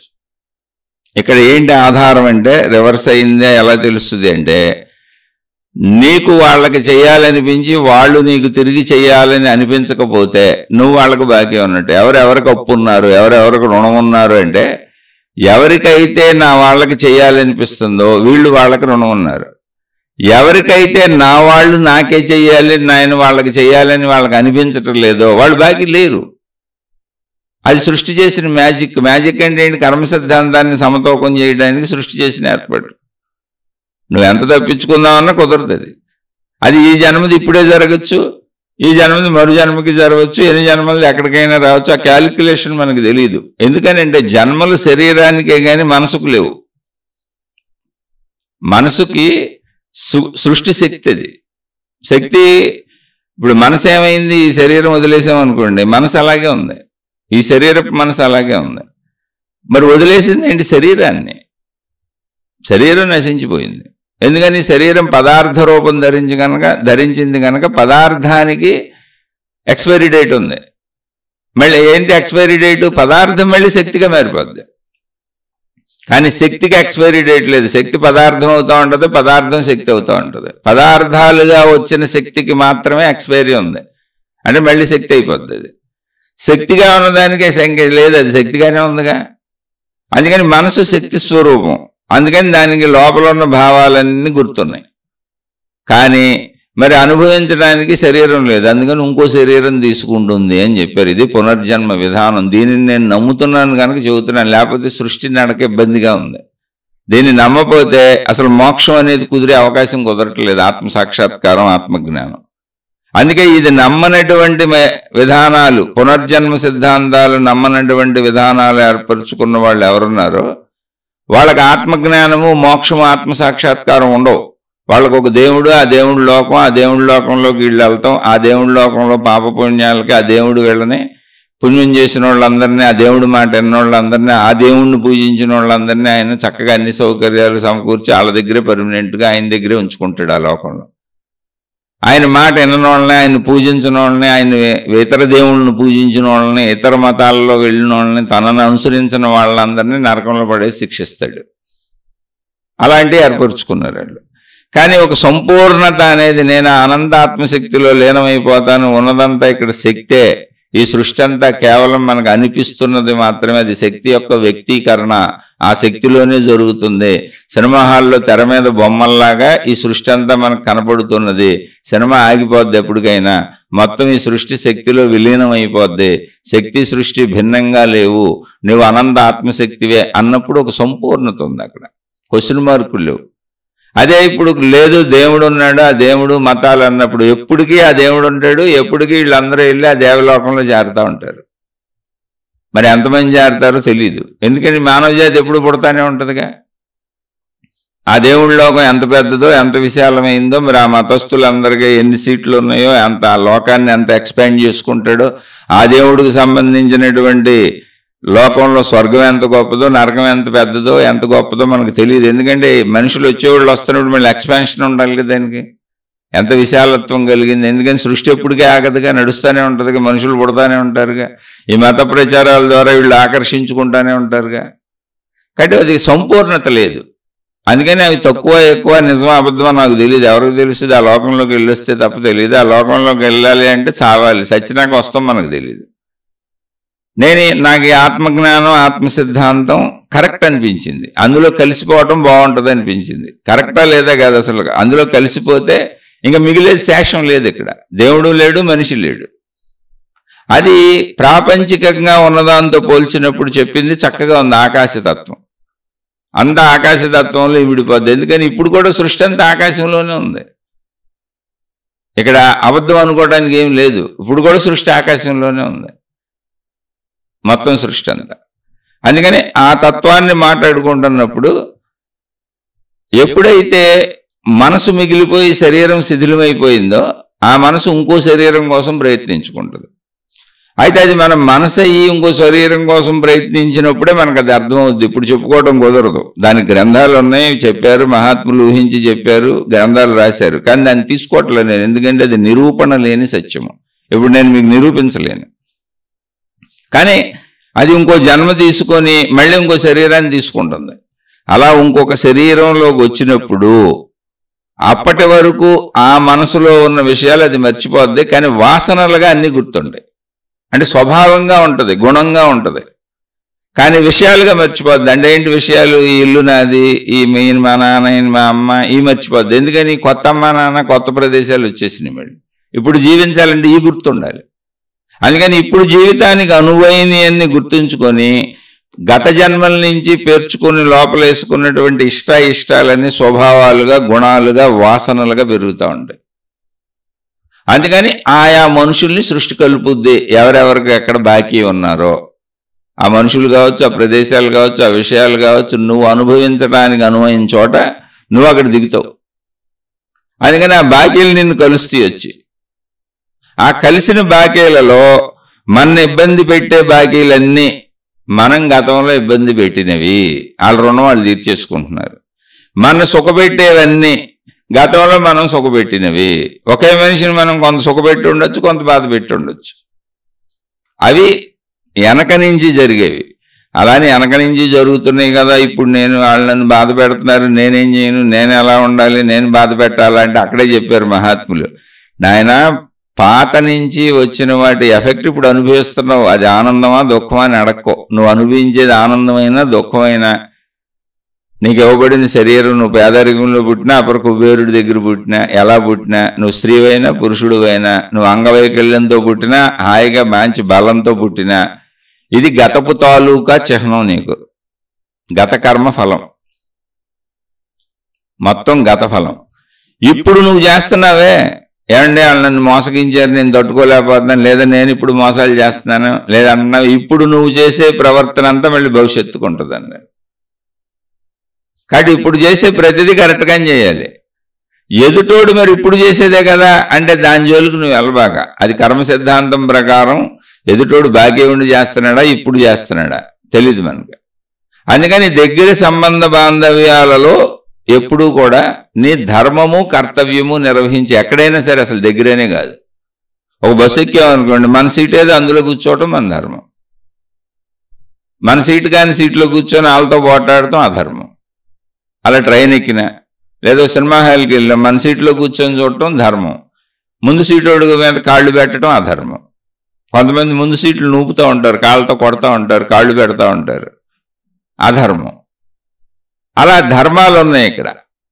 అందుకని పాత వాటిని ఇప్పుడు తప్పనిసరిగా మన కుటుంబ సభ్యులు ఉన్నారండి, మన ఇబ్బంది పెడుతున్నారు, ఇప్పుడు నేనేం చేయాలండి, లేదా దగ్గర వాళ్ళు ఇతరులు ఇబ్బంది పెడుతున్నారు, ఇప్పుడు నేనేం చేయాలండి అంటే ఆధ్యాత్మికత ఏం చెప్పిందంటే నువ్వు ధర్మంగా ఉండు, నువ్వు బాధ్యతగా ఉండు, నువ్వు సక్రమంగా ఉండు అని చెప్పింది. నిన్ను మోసపోమని చెప్పలే, జాగ్రత్తగా ఉండమని చెప్పింది. కానీ బాధ్యతలు నువ్వు మేరొద్దు అని చెప్పింది. ఒకవేళ కాదు ఎదుటి వాళ్ళు దారుణాది దారుణమైనటువంటి చేస్తున్నా నేను భరించలేకపోతున్నానంటే ఆ కార్యం ఏదో సృష్టి చేసేస్తుంది, నువ్వు కంగారు పడక్కర్లా. వాళ్ళని నేను నుంచి విడదీయాలనుకున్నప్పుడు నువ్వు విడిపోక్కర్లా, సృష్టి ఏర్పాట్లు చేస్తుంది, ఆటోమేటిక్గా జరిగిపోతుంది. వాళ్ళకు దూరం అవ్వాలా, నువ్వు వాళ్ళకి దూరం అవ్వాలా, వాళ్ళకి ఏ శిక్షలు పడాలి. ఎందుకని సృష్టి నిన్నే కాదు మొత్తాన్ని పరిపాలిస్తున్న శక్తిగా ఇది. మొత్తం సృష్టి ఆధీనంలో ధర్మంగా నడుస్తున్న ఏకశక్తి అనంత ఆత్మశక్తే విభిన్నంగా ఉంది. మొత్తం తానికి ఎక్కువలు తక్కువలు ఉండవు. అంటే ఇది అర్థం అవ్వాలి అంటే ఇప్పుడు మన శరీరాన్ని పరిశీలించుకున్నాం అనుకోండి, కాళ్ళ నుంచి అరికాళ్ళ నుంచి తల మీద ఉన్న జుట్టు వరకు మనకి ఏది ఇష్టం ఏది ఇష్టం చెప్పండి. ఏది పోయినా పర్వాలేదు, ఏది ఉన్నా పర్వాలేదు. అలా ఎందుకు అనుకుంటామండి? మన శరీరం అంతా మనకి ఇష్టమే, మొత్తం కలిపితేనే కదా నేను. అలాగే అనంత ఆత్మశక్తికి సృష్టి మొత్తం ఒక నేనే. కాబట్టి ఒకళ్ళకి న్యాయం ఒకళ్ళకి అన్యాయం చేయడానికి లేదు, చేయదట. ఎవరి ధర్మాల ప్రకారం వాళ్ళకి వెళ్ళిపోతుంది అంతే. మనం విడిగా భావించుకుంటున్నాం కాబట్టి ఇదంతా మళ్ళీ. అందుకని కర్మ సిద్ధాంతం వేరు భావనలో ఉన్న ఒక మనిషికే ఉంటుంది తప్ప సృష్టిలో దేనికే ఉండదు. ఆ కర్మ సిద్ధాంతం ఏర్పరుచుకుంది కూడా మనిషే, ఎందుకంటే నేను వేరని భావించుకుంటున్నాడు కనుక. సృష్టిపరంగా చూసినప్పుడు వేరు భావం లేదు, ధర్మంలో వెళ్ళిపోతుంది. అది ధర్మం ఎక్కడ తప్పిందో అక్కడ ధర్మాన్ని సమతూకం చేసుకుంటూ వెళ్తుంది. అంటే ఏంటి, నువ్వు ఎదుటోడిని గిచ్చావు, గిచ్చితే వాడికి ఎంత నొప్పి కలిగిందో నీకు అంత నొప్పి కలిగితే ధర్మ సమతూకం అయిపోయింది, జీరో అయిపోయింది. ఎదుటోడికి నువ్వు ఎంత మేలు చేసావో నీకు అంత మేలు చేస్తే మేలు జీరో అయిపోయింది. 1 - 1 0, 2 - 2 0. అలా ఎక్కడికెక్కడ దాన్ని సమతూకం చేసుకుంటూ వెళ్ళిపోద్ది, జీరో చేసుకుంటూ వెళ్ళిపోద్ది. అందుకని ఇవ్వటాలు పుచ్చుకోవటాలు ఇవన్నీ కూడా నీ కర్తవ్యాలు నీకు తెలియదు కాబట్టి. అంటే ఇప్పుడు కర్మ చేసేటప్పుడు రుణాలు ఏంటో కర్తవ్యాలు ఏంటో గతం నుంచి వచ్చినవి ఏంటో నీకు తెలియదు కాబట్టి ఇప్పుడు నువ్వు మంచిగా ఉండు అని చెప్పింది. మంచి అంటే ఏంటి, సృష్టి మొత్తం వ్యాపించి ఉన్న ధర్మం. అంటే నా శరీరం మొత్తం మంచిగా ధర్మంగా ఉండాలి. ఏంటంటే రక్త ప్రసరణ శరీరం అంతా జరగాలి, ఆరోగ్యవంతంగా ఉండాలి, అరికాళ్ళ వరకు రక్తం వెళ్ళాలి, తల వరకు రక్తం వెళ్ళాలి, శక్తి అరికాళ్ళ నుంచి తల వరకు మొత్తం ప్రసరించాలి, అన్ని అవయవాలకు అందాలి. లేకపోతే నేను శక్తి వెళ్ళిపోతే నా అవయవాలు పాడైపోతాయిగా. కాబట్టి ఏ అవయవానికి వెళ్ళాలి, ఏ అవయవానికి ముఖ్య ఇంపార్టెన్స్ ఇవ్వను, ఏ అవయవానికి ఇంపార్టెన్స్ ఇవ్వద్దు అనేది ఎలా నిర్ణయిస్తాం? శరీరం మొత్తానికి కావాలి.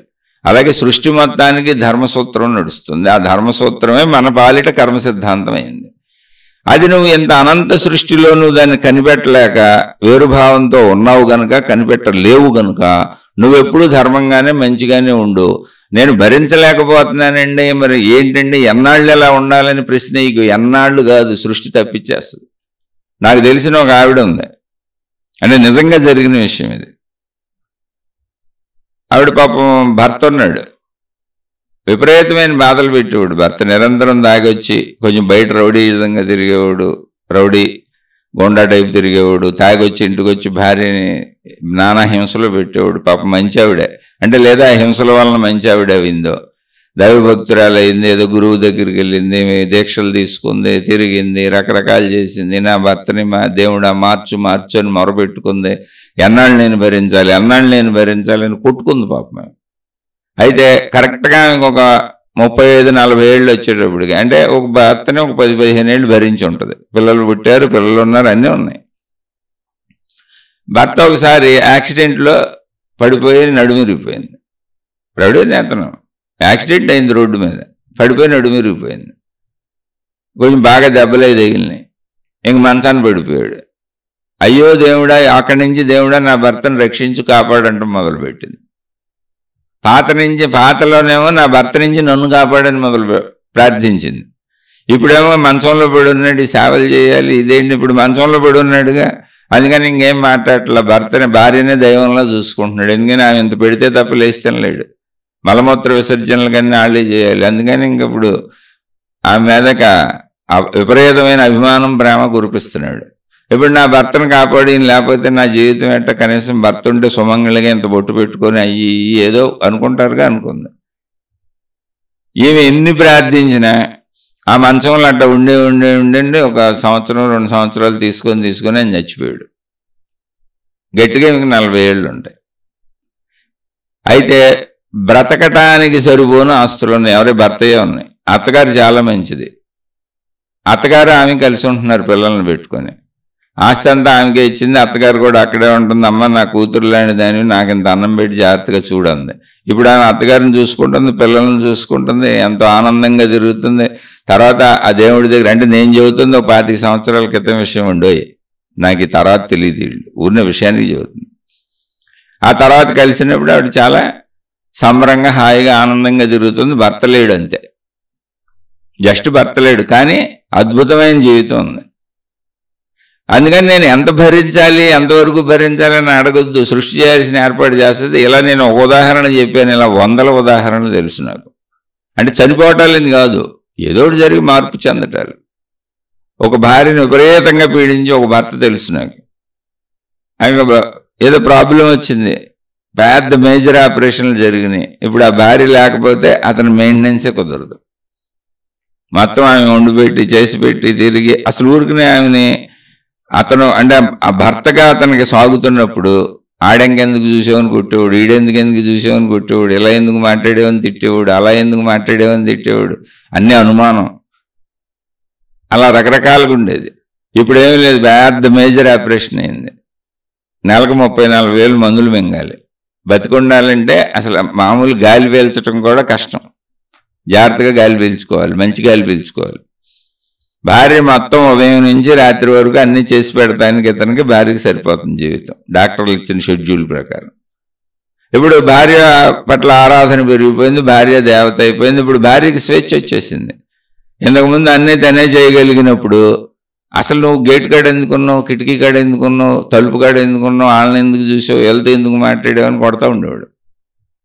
ఇప్పుడేమి లేదు, ఆమె బండేసుకు వెళ్ళిపోయి తన పనులన్నీ చేసుకొని భర్తకు కావాల్సిన సరుకులన్నీ తీసుకొచ్చి అన్నీ చేసి మందులు తెచ్చి అవి తెచ్చి ఇది తెచ్చి భర్తను ఎమ్మడి పెట్టుకెళ్ళి హాస్పిటల్కి తిప్పి ఇప్పుడు భార్యకి ఫుల్ స్వేచ్ఛ ఇచ్చేసాడు. ఎందుకని తను బతకాలిగా ఇప్పుడు అనుమానం పోయింది, అసలు భార్య మీద అనుమానం లేదు అసలు ఇప్పుడు. ఎందుకని తను బతకాలి, భార్య లేకపోతే బతకలేడు, ఇతర ఆధారం లేదు. ఇలా పరిస్థితులు మారిపోతాయి. నువ్వు ఎంతకాలం అని అనొద్దు. నేను ఎవరిని ద్వేషించడానికో లేదా ఎవరిని ఉద్దేశించే చోట్ల ఇలా ఎన్నో చూశాను, మీరు చూసినా కనపడతాయి. అందుకని ఎంతకాలం భరించాలి అని అడగండి, నేనేం చేయాలి అని అడగండి. మీరు ధర్మం చేసుకుంటే అలాంటి అది మార్పులు చేయాల్సి వచ్చినప్పుడు సృష్టి చేస్తుంది. అసలు మనకు జన్మనిచ్చింది సృష్టి, మనం బతికిస్తుంది సృష్టి, ఈరోజు మనం బతకడానికి అవసరమైన అన్ని సమకూరుస్తుంది సృష్టి, రేపు మనం చంపబోయేది సృష్టి. ఒకవేళ మళ్ళీ మనం మోక్షం పొందకపోతే, అంటే నేను అనంత ఆత్మశక్తిని అనేటువంటి ఆధ్యాత్మిక జ్ఞానాన్ని జన్మలో తెలుసుకోకపోతే మరు జన్మలో మళ్ళీ మనం పుట్టించేది ఇంకో శరీరం ఇచ్చేది సృష్టి. మనం ఎక్కడ పుట్టాలి, ఎలా పుట్టాలి, ఏంటి, మనం చేసిన కర్మఫలాలు ఏంటి, దాని ప్రకారం నిర్ణయం జరిగేది సృష్టిదే. దాని ప్రకారం వచ్చి పుడతాం, మళ్ళీ అన్ని అనుభవిస్తాం. ఇప్పుడు సృష్టి లేకుండా మనం ఎక్కడున్నాం? కాబట్టి ఇంత చిన్న జీవితంలో సృష్టి మార్పులు చేయదా? నిరంతరం నిన్ను తీసుకెళ్ళి ఎవరి కింద పడేసి వాళ్ళ పెత్తందారి వ్యవస్థలో నలక కొట్టేసి నిన్ను అలాగే బతకమని చెప్పుద్దా? ఎవరికి చెప్పదు. కాల మార్పులు జరుగుతాయి, అన్ని మార్పులు వాటంతటా అయ్యే మారిపోతాయి. ఆ మారే వరకు నువ్వు ఓర్పుగా ఉండాలి. అదే జరిగింది. పాండవులు కౌరవులు మహాభారతాన్ని రచించినటువంటి వేదవ్యాస మహర్షి మనకు చెప్పిన అద్భుతం అదే జరిగింది. అదే ఏం జరిగింది అక్కడ? కౌరవులు చిన్నతనం నుంచి ఇబ్బంది పెడుతున్నారు పాండవుల్ని. ఇప్పుడు కాదు, చిన్నప్పటి నుంచి. చిన్నప్పుడే 10-12 ఏళ్ల వయసులోనే భీముడిని చంపేద్దామని కాలకూట విషం పెట్టి తాళ్లతో కట్టేసి తీసుకెళ్లి సముద్రంలో పారేశారు. అంత పగ ఉంది వాళ్ళకి చంపేయాలని. ఏంటి, చిన్నతనం నుంచి ఆడుకుంటున్న రోజుల్లో అలా కంటిన్యూటీ వాళ్ళు ఇబ్బందులు పెడుతూనే ఉన్నారు. పాండవులు పెద్దోళ్ళు అయిపోయారు, వాళ్ళు పెద్దోళ్ళు అయిపోయారు కౌరవులు.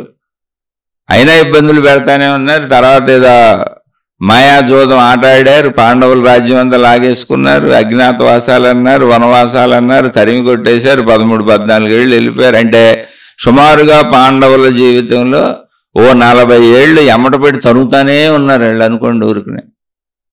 ఎందుకని యవ్వనం వచ్చి వివాహం అయిపోయిన తర్వాత, ద్రౌపది కూడా వచ్చిన తర్వాత వీళ్ళు జోదాలాడి ఓడిపోయింది అప్పుడు ధర్మరాజు మాయాజోదంలో.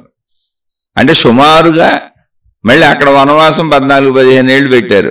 14 ఏళ్ళు వనవాసం ఉంది, 13-14 ఏళ్ళు, 1 సంవత్సరం అజ్ఞాతవాసం, 13-14 ఏళ్ల కాలం ఉంది గడిచింది ఇక్కడే. మళ్ళీ ఏంటి, యుద్ధం జరగడానికి.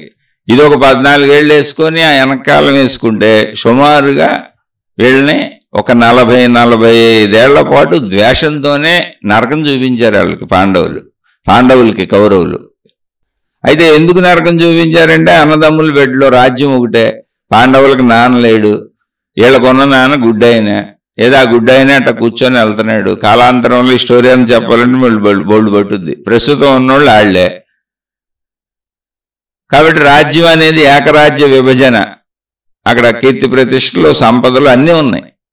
ఇవన్నీ ఉన్న చోట గొడవలు గోళ్ళు అన్నీ ఉంటాయి. మొగుడు బెళ్ళానికైనా ఉంటాయి, తండ్రి కొడుకులకైనా ఉంటాయి, ఎవరికైనా ఉంటాయి. మీకు డబ్బు ఎక్కువైందా, కీర్తి ప్రతిష్టలు ఎక్కువైనాయా, మీకు ఘర్షణలు మొదలైపోయినాయి అంతే అర్థం.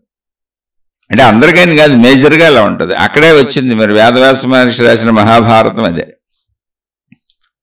కానీ కాలం వాళ్ళు ఓర్చుకున్నారు. పాండవులు చిన్నదనం నుంచి ఓర్చుకుంటానే ఉన్నారు. వాళ్ళ అమ్మ చెబుతుంది, బాగా పెంచింది, ఓర్చుకోండి అని కుంతీదేవి చెబుతానే ఉంది.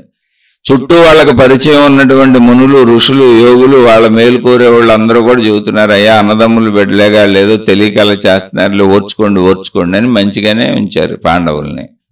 వాళ్ళు అలాగే పోన్లే ఓర్చుకుందాం అని ఓర్చుకున్నారు. ఓర్చుకున్నాక ఏమైంది, ఎంత దూరం వచ్చిందంటే మీరు యుద్ధం చేసి తీరాల్సిందే అని ఏడిపిస్తున్న దుర్యోధనుడే యుద్ధానికి వచ్చాడు. ఇప్పుడు యుద్ధం పాండవులు కోరుకోవాలా. ఇప్పుడు రాజ్యం నేను తిరిగి ఇవ్వను, ధర్మ ప్రకారమైన వాళ్ళు వనవాసాలు చేసి వచ్చినా, అన్నీ కరెక్ట్గానే జరిగినా, పెద్దోళ్ళందరూ చెప్పినా, చుట్టుపక్కల వాళ్ళందరూ చెప్పినా ఇది అధర్మ, వాళ్ళ రాజ్యం వాళ్ళకి ఇచ్చేయి, నువ్వు మాట ప్రకారమే జరిగింది కదా అంతా అని చెప్పినా నేను ఇవ్వనన్నాడు. యుద్ధం చేయాల్సిందే అన్నాడు. అంటే ఆయన ఉద్దేశం ఏంటి, ఇంత ఏడిపించాను కదా, చంపేస్తే దరిద్రం వదిలిపోద్దని. మనకు కూడా అంతే, అడ్డు తొలగిపోతే దరిద్రం వదిలిపోద్ది అనిపిస్తుంది ఎవరికైనా, ఏ విషయాల్లో. అక్కడ మహాభారతం అనేది మన మనసును సూచించేది అంతే. అది మనసు, అంతకు మించి ఏం లేదు. పాండవులు అంటే మన 5 ఇంద్రియములు, పంచేంద్రియములు 5, పాండవులు 5. పంచేంద్రియములు భోగ శరీరం, ఎప్పుడు అనుభవించే భోగం ఒకటే ఉంటుంది, ఒకటి తర్వాత ఒకటి అనుభవిస్తూ ఉంటాం. అందుకని పంచేంద్రియాలకి భార్య ద్రౌపది, ఒక ఆమె అనుభవం, భోగం.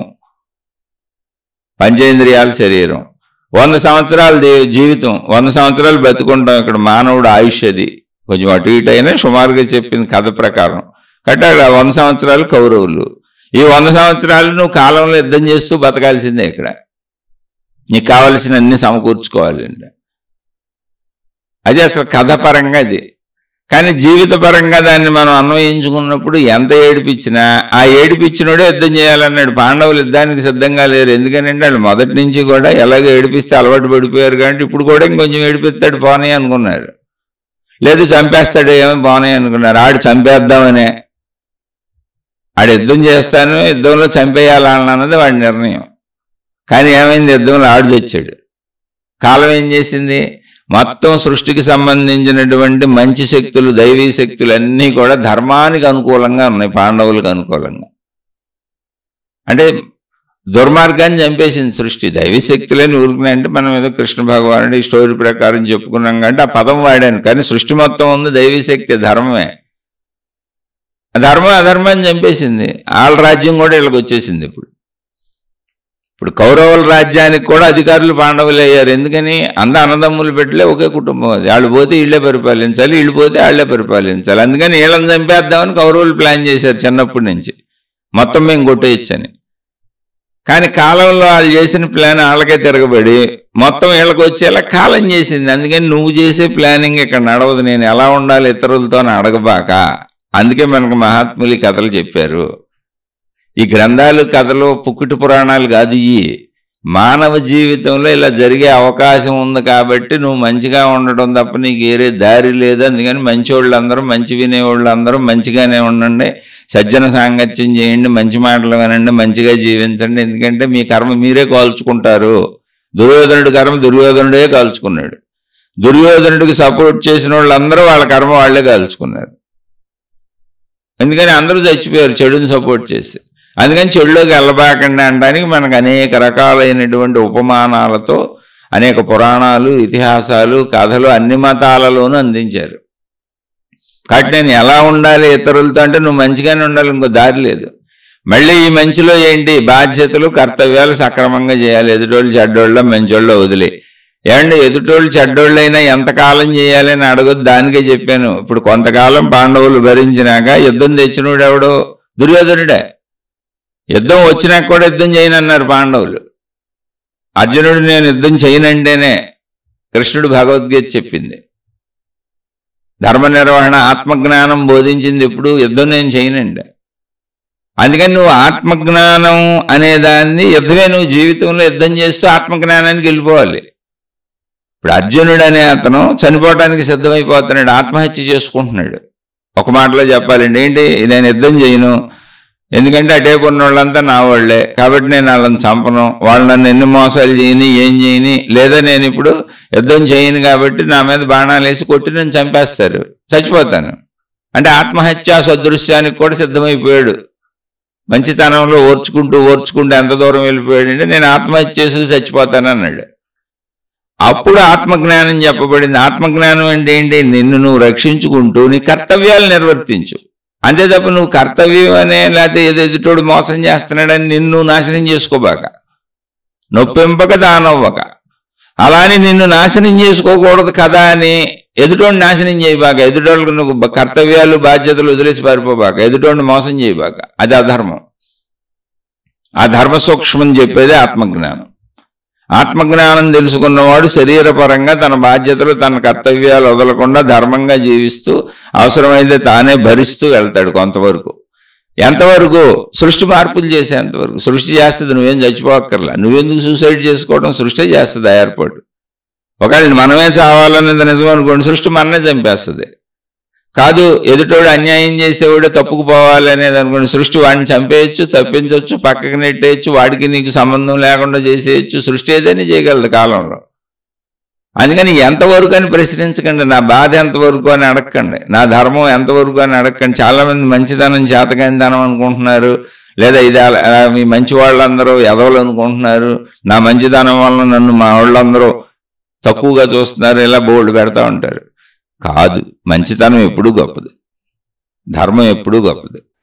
గొప్పది అంటే గొప్పదని కాదు, శాశ్వతంగా ఉండేది అది, ఉన్నది అదే, ఉండేది అదే శాశ్వతంగా. అధర్మం తాత్కాలికంగా మనిషి బుద్ధిలో పుట్టి ఆ బుద్ధిలోనే నశించిపోద్ది, వాడితోనే నశించిపోద్ది. కానీ సృష్టి మొత్తం ఉన్నది ధర్మసూత్రం. ఎలా అండి సృష్టి మొత్తం ధర్మసూత్రం ఉందని ఎలా చెబుతారండి అంటే, మొత్తం మనకు సృష్టి అన్ని సమకూర్చి మనిషిని భూమి మీదకి దింపింది. మనం పుట్టకముందే మనకు కావలసినవన్నీ ఇక్కడ ఉన్నాయి, మనం బ్రతకడానికి అవసరమైనవన్నీ ఉన్నాయి. ఇప్పుడు కూడా మనం అవన్నీ ఉపయోగించుకొని బతుకుతున్నాం. ఒక్క మనిషిని దృష్టిలో పెట్టుకు చూడబాక, అది కర్మ సిద్ధాంతం ప్రకారం నడుస్తుంది. యావత్ విశ్వాన్ని చూస్తే అదంతా మనకు అనుకూలతలే పెట్టింది. అందుకని విశ్వంలో అన్నిటికీ అన్ని అందించబడటం అనే ధర్మసూత్రం ఒకటి ఉంది. విశ్వం ఇచ్చిన ఆయువు ప్రకారం అన్నిటికీ అన్ని అందించబడతా ఉంటాయి. మనకే కాదు, అందించబడటమే ఇక్కడ ధర్మసూత్రం. కాబట్టి నీదెవడో లాగేసుకుంటున్నాడు అనుకో, నువ్వు కంగారు పడుకో. నీకు మళ్ళీ అందించబడేదేదో అందించబడుతుంది, లాక్కునేవాడికి పోగొట్టబడేదేదో పోగొట్టబడుతుంది. అదంతా విశ్వసూత్రంలో ఉంది. అంత విశ్వసూత్రాన్ని మనం పట్టుకోలేం. కానీ సూత్రం అయితే ఉంది, ధర్మం అనే సూత్రం ఉంది, మంచి అనే సూత్రం ఉంది. దాని ప్రకారం నువ్వు జీవించే చాలు. అందుకని ఎదుటి వాళ్ళ ఊహలో నేను ఎదుటి వాళ్ళని ఊహించాను, వాళ్ళు ఎలా అనుకుంటున్నారు తెలుసుకోగలిగాను అనేది ఎప్పటికే భ్రమే, ఎప్పటికే. ఎందుకంటే అసలు దీన్ని ఎంత క్రిస్టల్ క్లియర్గా నేను చెప్పగలనంటే, అసలు నా పట్ల నా జీవితం ఇప్పుడు 55 ఏళ్ళు, నా పట్ల నా తండ్రి వ్యక్తీకరించిన అభిప్రాయాలు కొన్ని విని ఆశ్చర్యపోయాను. ఓహో, నేను ఎలా అర్థమయ్యానా? నాకు అసలు ఆ భావాలు కూడా నా తల్లి వ్యక్తీకరించిన భావాలు అంటే 55 ఏళ్ళలో ఉన్నాయి. ఆశ్చర్యపోయాను, అసలు నాకు ఆ భావాలు కూడా. అలా నా చుట్టూ ఉన్న భార్య, నా పిల్లలు, నా సొంత వాళ్ళు, ఇప్పుడు నా పిల్లలకు అప్పుడప్పుడు వ్యక్తీకరించే భావాలు విని ఆశ్చర్యపోతాను. ఓహో, నేను ఎలా అర్థమయ్యానా వీళ్ళకని. నా భార్య వ్యక్తీకరించే భావాలు నా పట్ల అన్నీ కాదు, కొన్ని అప్పుడప్పుడు విని ఆశ్చర్యపోతాను. ఏంటి ఎలా అర్థమయ్యానా నేను? అసలు నాకు ఇలా లేదే, ఆ భావమే లేదే, నేను ఆలోచనే చేయలేదే. అలా నాకు తెలిసిన వాళ్ళు, దగ్గర సంబంధీకులు వ్యక్తీకరించే కొన్ని భావాలు అప్పుడప్పుడు విని, ఓహో వీళ్ళకి ఎలా అర్థమవుతుందా అని ఎన్నిసార్లు ఆశ్చర్యపోయాను. అయితే ఆధ్యాత్మికతలో ఒక విశ్లేషణ మార్గంలో నడుస్తున్నాం కనుక యద్భావం తద్భవతి, వాళ్ళ భావాలు వాళ్ళకి అనిపిస్తున్నాయి. అన్ని భావాలు కాదు, మళ్ళీ కొన్ని భావాలు బాగానే ఎక్స్పెక్ట్ చేస్తాం. చెప్పాక 50-50. అందరం మనుషులమే కాబట్టి మనం ఎదుటి వాళ్ళను ఊహించిన వాటిల్లో ఒక 50 నిజమయ్యే అవకాశం ఉంది. కానీ మనుషులందరం వేరు కాబట్టి ఎవరి అభిప్రాయాలు వాళ్ళవి, ఎవరి గుణాలు వాళ్ళవి, ఎవరి బుద్ధులు వాళ్ళవి, ఇతరుల మనసుల్లో ఏమనుకుంటున్నారో మనకు తెలిసే అవకాశం సృష్టి పెట్టలేదు. కాబట్టి మనది ఊహే కాబట్టి ఒక 50% తప్పే అవకాశం ఉంది. కాబట్టి మనది తప్పారైతే తెలీదు. అందుకని నీ పనులు, నీ బాధ్యతలు, నీ కర్తవ్యాలు ఎక్కడున్నా కరెక్ట్గా నువ్వు చేయి. అంటే నీ ఇంట్లోనే కాదు, ఇప్పుడు నువ్వు రోడ్డు మీద ట్రాఫిక్లో బండేసుకెళ్తున్నావు అనుకో, ట్రాఫిక్ రూల్స్ ప్రకారం వెళ్ళడం నీ ధర్మం. ధర్మం అనేది నువ్వు బతికున్నంతకాలం అన్ని ప్రదేశాల్లో ఉంటుంది ధర్మము. దాన్నే మంచితనం అని చెబుతున్నాను నేను. బయటకు వెళ్ళావు, ఏ బ్యాంకుకు వెళ్ళావు అనుకో, అక్కడ క్యూ సిస్టమ్ ఉందనుకో, ఆ క్యూ సిస్టమ్ని పాటించడం ధర్మం. అలాగే ఒక ట్రైనో బస్సు ఎక్కుతున్నావు అనుకో, ఎదుటి వాళ్ళని తోసేసి పడేసి, నీ సూట్ కేసులు వేసి వాళ్ళని గుద్దేసి, నీ బ్యాగులతో వాళ్ళని తోసేసి చేయకుండా జాగ్రత్తగా దిగేవాళ్ళని దిగనిచ్చి, ఎక్కేవాళ్ళని ఎక్కనిచ్చి నువ్వు వెళ్ళటం అనేది నీ ధర్మం. ఎక్కడైనా ఇబ్బంది కలిగించకుండా జీవించడం ధర్మం. అది రోడ్డా ఇల్లా కాదు. ఇంట్లోకి వచ్చేటప్పటికి బాధ్యతలు అనేవి చెప్పుకున్నాం కదా, బాధ్యతలు నిర్వర్తించడం, కర్తవ్యాలు నిర్వర్తించడం ధర్మం. మొత్తంగా వీటన్నిటికీ మంచి అని చెప్పాను నేను. సృష్టి మొత్తం ఉంది ఇదే. అందుకని నేను ఎలా ఉండాలి, వాళ్ళకి తగ్గట్టు ఉండాలా, వీళ్ళకి తగ్గట్టు ఉండాలా అనేది నీ ఊహే తప్ప ప్రతిరోజు నువ్వు అసలు ఎవరికి తగ్గట్టు ఉండలేవు. నిన్ను ఎవరు ఎలా భావించుకుంటున్నారో, నువ్వు ఎవరిని ఎలా భావించుకుంటున్నావో అదంతా కూడా ఒక మిథ్యాలోకం, నిజం కాదు. ఇప్పుడు నేనున్నాను, నేను నా భార్యను తప్పుగా భావించుకొని ఉండొచ్చు, మంచిది కాదు, ఎప్పుడు నా పట్ల నెగిటివ్ అభిప్రాయాలతో ఉంటుంది, నాకు సహకరించదు, నన్ను ఇబ్బంది పెట్టుద్ది, నన్ను బాధ పెట్టుద్ది, నన్ను కష్టపెట్టుద్ది అని నేను అనుకుంటున్నాను అనుకోండి, అది నా భావన. ఎందుకని? నాకు ఆవిడ నుంచి అనుకూలతలు కోరుకుంటున్నాను కాబట్టి, నిరంతరం అనుకూలతలు కోరుకుంటున్నాను కాబట్టి. అయితే ఆవిడ అనుకుంటూ ఉండొచ్చు, ఏంటి ఎప్పుడు ఎంత చేసినా తృప్తి పడడు, ఎన్ని చేసినా తృప్తి పడడు, ఎన్ని ఇచ్చినా తృప్తి పడడు, ఎప్పుడు అతనికి బానిసలాగా బతకటమేనా, అసలు ఒక్కసారి కూడా నేను నోరు తెరిచి నా అభిప్రాయం చెప్పకూడదా, నా మాట చెప్పకూడదా, నేను బానిసనా, భార్యలంటే బానిసలా, అసలు ఇల్లు ఈ పిల్లలకి ఒక పక్క చేయాలి, పిల్లలు నా మీదే పడుతున్నారు, వచ్చి ఈయన నా మీదే పడుతున్నాడు, చిన్న పిల్లలు కూడా ఈయన్ని చూసి అలా తయారైపోయారు అని అనుకోవచ్చు. కానీ చిన్నపిల్లల స్వతంత్రంతో మా అమ్మని అలా అంటున్నారు అనేది ఇంకో సత్యం. ఇలా అర్థం చేసుకుంటా మంచిగా తీసుకుంటా వెళ్తావా, లేదా అదే విషయాన్ని నీకు అనుకూలంగా మలుచుకుంటూ చెడుగా తీసుకుంటా వెళ్తావా అనేది నీ గుణం, నీ స్వభావం మీద ఉంది. అదే మళ్ళీ సపోజ్ ఇప్పుడు మంచి భర్తనే అనుకోండి, నేను అసలు ఆవిడ అలా ఎందుకు అంది, అదేంటి నేను ఏమన్నా కరెక్ట్గా చేయలేదా, ఆవిడ వైపు ఆలోచించి ఆవిడకి చేయొచ్చు. ఇలా ఆవిడికి చేస్తామా, మనకు చేయించుకుంటాం. అది భార్యాభర్తలు కావచ్చు, అన్నదమ్ములు కావచ్చు, అక్క చెల్లెలు కావచ్చు, తండ్రి కొడుకులు కావచ్చు, ఏ బంధమైనా నీ బుద్ధిని బట్టే ఉంది తప్ప ఎదుటి వాళ్ళని బట్టి కాదు. ఎదుటోడు దొంగ అయినా సరే, ఎదుటివాడు దొంగ అయినా సరే. ఏంటంటే ఎదుటోడు దొంగ అయితే కూడా మేము మంచిగానే ఉండాలంటే మంచిగానే ఉండాలి. మరి నువ్వు దొంగ అయితే నీ వస్తువులు ఇచ్చేయమంటలా నేను, నువ్వు ఆయన చంపేయద్దు. ఇప్పుడు దొంగ వచ్చాడండి, ఇంట్లోకి వచ్చాడు, ఇంట్లోకి వచ్చి మనం మేల్కొని ఉన్నాం, కత్తులు పెట్టాడు, కటార్లు పెట్టాడు, ఎక్కడ ఉన్నాయి అన్నాడు, ఏమున్నాయి అన్నాడు. బాబు లేవని ఉన్నంత వరకు జాగ్రత్తగా ఉండు, చెప్పబాక. చక్కగా బ్యాంకుల్లో దాచుకుంటూ గొడవ లేదుగా, బంగారాలు లాకర్లో పెట్టుకుంటూ గొడవ లేదుగా, ఇంట్లో ఉంది ఏముంది, ఆ ఇత్తడి గిన్నె ఏదో పట్టుకుపోతాడు. ఒళ్ళంతా బంగారాలు దగేసుకొని ఊరంతా చూపించుకొని ఇంటి నిండా నోట్ల కట్టలు పెట్టుకొని ఊరోళ్ళందరికీ చూస్తే చూసి వస్తారు దొంగలు. ఏ దొంగలు కూడా లేనోళ్ళు ఇళ్ళకి వెళ్ళరు. మనమే దొంగతనం చేయడానికి అవకాశం ఇస్తాం, వ్యక్తపరుస్తాం మా దగ్గర చాలా ఉన్నాయని. ఆ వ్యక్తపరిచిని దొరుకుతుందని వచ్చినప్పుడే వస్తారు. ఇప్పుడు పెద్ద పెద్ద కోటలు కట్టుకొని కూడా ఉంటారు, వాళ్ళ ఇళ్ళలో దొంగతనాలు చేయరు. ఎందుకని వాళ్ళు ఏం వ్యక్తపరచరు, బయట తిరుగుతున్నట్టు సాదాసీదాగా ఉంటారు. కారులో తిరుగుతున్నారు అనుకోండి, కారాలు ఎత్తుకుపోతాడు. మనుషులు బయటకు వచ్చినప్పుడు ఏముండదు, మామూలుగా బట్టలు వేసుకొని వెళ్తూ ఉంటారు. బంగారాలు వజ్రాలు ఒళ్ళంతా దగేసుకెళ్ళరు. అలా ఒళ్ళంతా మనం ఏదన్నా వేసుకొని ఎక్స్ప్రెస్ చేస్తూ బోల్డ్ డబ్బులు అక్కడక్కడ నోట్ల కట్టలు విసురుతూ కనపడుతున్నాం అనుకోండి, అప్పుడు వీళ్ళ దగ్గర ఏదైనా దొరుకుద్దని వస్తారు. బ్యాంకులో ఉన్న డబ్బుని ఎవడో ఎత్తుకుపోలేడు, లాకర్లో ఉన్న నగలను ఎవడో ఎత్తుకుపోలేడు. ఇంట్లో ఏముంటాయి, టీవీలు ఫ్రిడ్జ్లు ఏం చేస్తారు ఎత్తుకుపోయి. కాబట్టి ఇంటికి రారు దొంగలు. దొంగలు పడుతున్నారంటే అవకాశాలు ఉన్నాయి, అక్కడ ఇంట్లో దొరుకుతుంది అని వాళ్ళు చూసుకొని స్టడీ చేసుకొని వస్తారు. నువ్వు దొంగవని నన్ను అడగబాకండి, జనరల్గా చెబుతున్నా. ఇప్పుడు దొంగ గురించి మాట్లాడాలని దొంగ అయి ఉండాలా, విషయానికి చెబుతున్నా. ఆడంబరాలు చేసేవాళ్ళు చాలామంది ఉంటారు, ఆడంబరాలు చూసి మోసాలు వస్తూ ఉంటాయి. ఇప్పుడు నీ దగ్గర డబ్బు ఉందని తెలియకపోతే అప్పుకి ఎవడో రాడు. చాలామంది స్నేహితులు కొట్టుకు చేస్తారు. అది ఏంటి, మామూలుగా మా దగ్గర ఎంత డబ్బు ఉంది, అంత డబ్బు ఉంది, మేము ఎలా బతుకుతున్నాం అలా బతుకుతున్నాం, మేము హాయిగానే ఉన్నాం, మేము దాచుకున్నాం, మొన్న ఫిక్స్డ్ డిపాజిట్లు వేసాను, ఇంత పొలం కొన్నాను, ఇంత స్థలం కొన్నాను, ఇదిగో కొత్తగా ఇది కొనుక్కున్నాను అని మనం ఏం చేస్తాం, ముందు డాంబికాయలు చెబుతాం అందరికీ. అంటే మన గొప్పలు అందరికీ చెబితే ఆనందం మనకి. ఎవరికైనా ఆలోచించండి, అసలు నీ గొప్ప ఎవడికి ఆనందం? ఆడిగా గొప్ప కదా, ఆడి అనుభవం కదా, ఆడి డబ్బు కదా ఆడికి ఆనందం. ఏ కుటుంబానికైనా ఆనందం ఏంటి? నేను పొందింది నాకు ఆనందం. నా కొడుకు, నా కూతురు, నా డబ్బు, నా భార్య, నా పిల్లలు, నాకు వచ్చే ఆదాయం, మేము బతికే ఆనందం బతుకు మాకు ఆనందం. అలానే మీరు కూడా ఆనందంగా బతకండి, మాకేం మీరు బాగా బతకడం దుఃఖం కాదు, ఎవరికాళ్ళు ఆనందంగా బతకండి. కానీ మనుషులకు ఉన్న జాడ్యము, మనుషులకు ఉన్నటువంటి ఒక జబ్బు ఏంటో తెలుసా? మన గొప్పలన్నీ ఎదుటోళ్ళకి చూపించాలనుకుంటారు, పెద్ద పెద్ద ఫంక్షన్లు పెడతారు. వాళ్ళ అబ్బాయి బర్త్డే అంటాడు, వాళ్ళ అమ్మాయి బర్త్డే అంటారు, లేదా పెళ్ళి అంటాడు, వైభవంగా చేశానంటాడు, అక్కడ చెప్తాడు, ఇంటి నిండా సామాన్ అంటాడు, పిలుస్తాడు. కొత్త సోఫా కొంటే ఇప్పుడు అది చూపించడానికి అందరినీ పిలుస్తాడు. ఏది కొన్నా అందరికీ ఫోన్లు చేసి ఊరూరు చెబుతారు. ఇక ఆడవాళ్ళు అయితే అసలు చెప్పక్కర్లా, ఫోన్లు చేసి ఇప్పుడు వాళ్ళ గొప్పతనాలు ఊరూరు చెబుతారు. ఎవరికి కావాలి నీ గొప్పతనం? ఎందుకంటున్నా, ఇప్పుడు నువ్వు ఒక 10 లక్షలు ఫిక్స్డ్ వేసుకున్నావు, దాన్ని ఎందుకు చెప్పటం? నీ అవసరానికి నువ్వు సంపాదించుకుంటున్నావు, పని చేసుకుంటున్నావు, ఆ పని చేసుకునేది సంపాదించుకుంటున్నావు, ఏదో జీతం తెచ్చుకున్నావు, అందులో జాగ్రత్తగా బతికి కొంచెం దాచుకుంటున్నావు, లేదా ఎక్కువ జీతం వస్తుంది కొంచెం దాచుకుంటున్నావు. ఓకే, దాచుకో, దాన్ని ఎందుకు ఊరంతా చెబుతావు అంటున్నా. ఒకవేళ చెబితే మీ అమ్మకో మీ నాన్నకో తృప్తి పడేవాళ్ళు ఉంటే చెప్పుకో, నీకు ఆనందం ఆకపోతే. లేదా మీ ఆవిడ మీరు పంచుకోండి చక్కగా.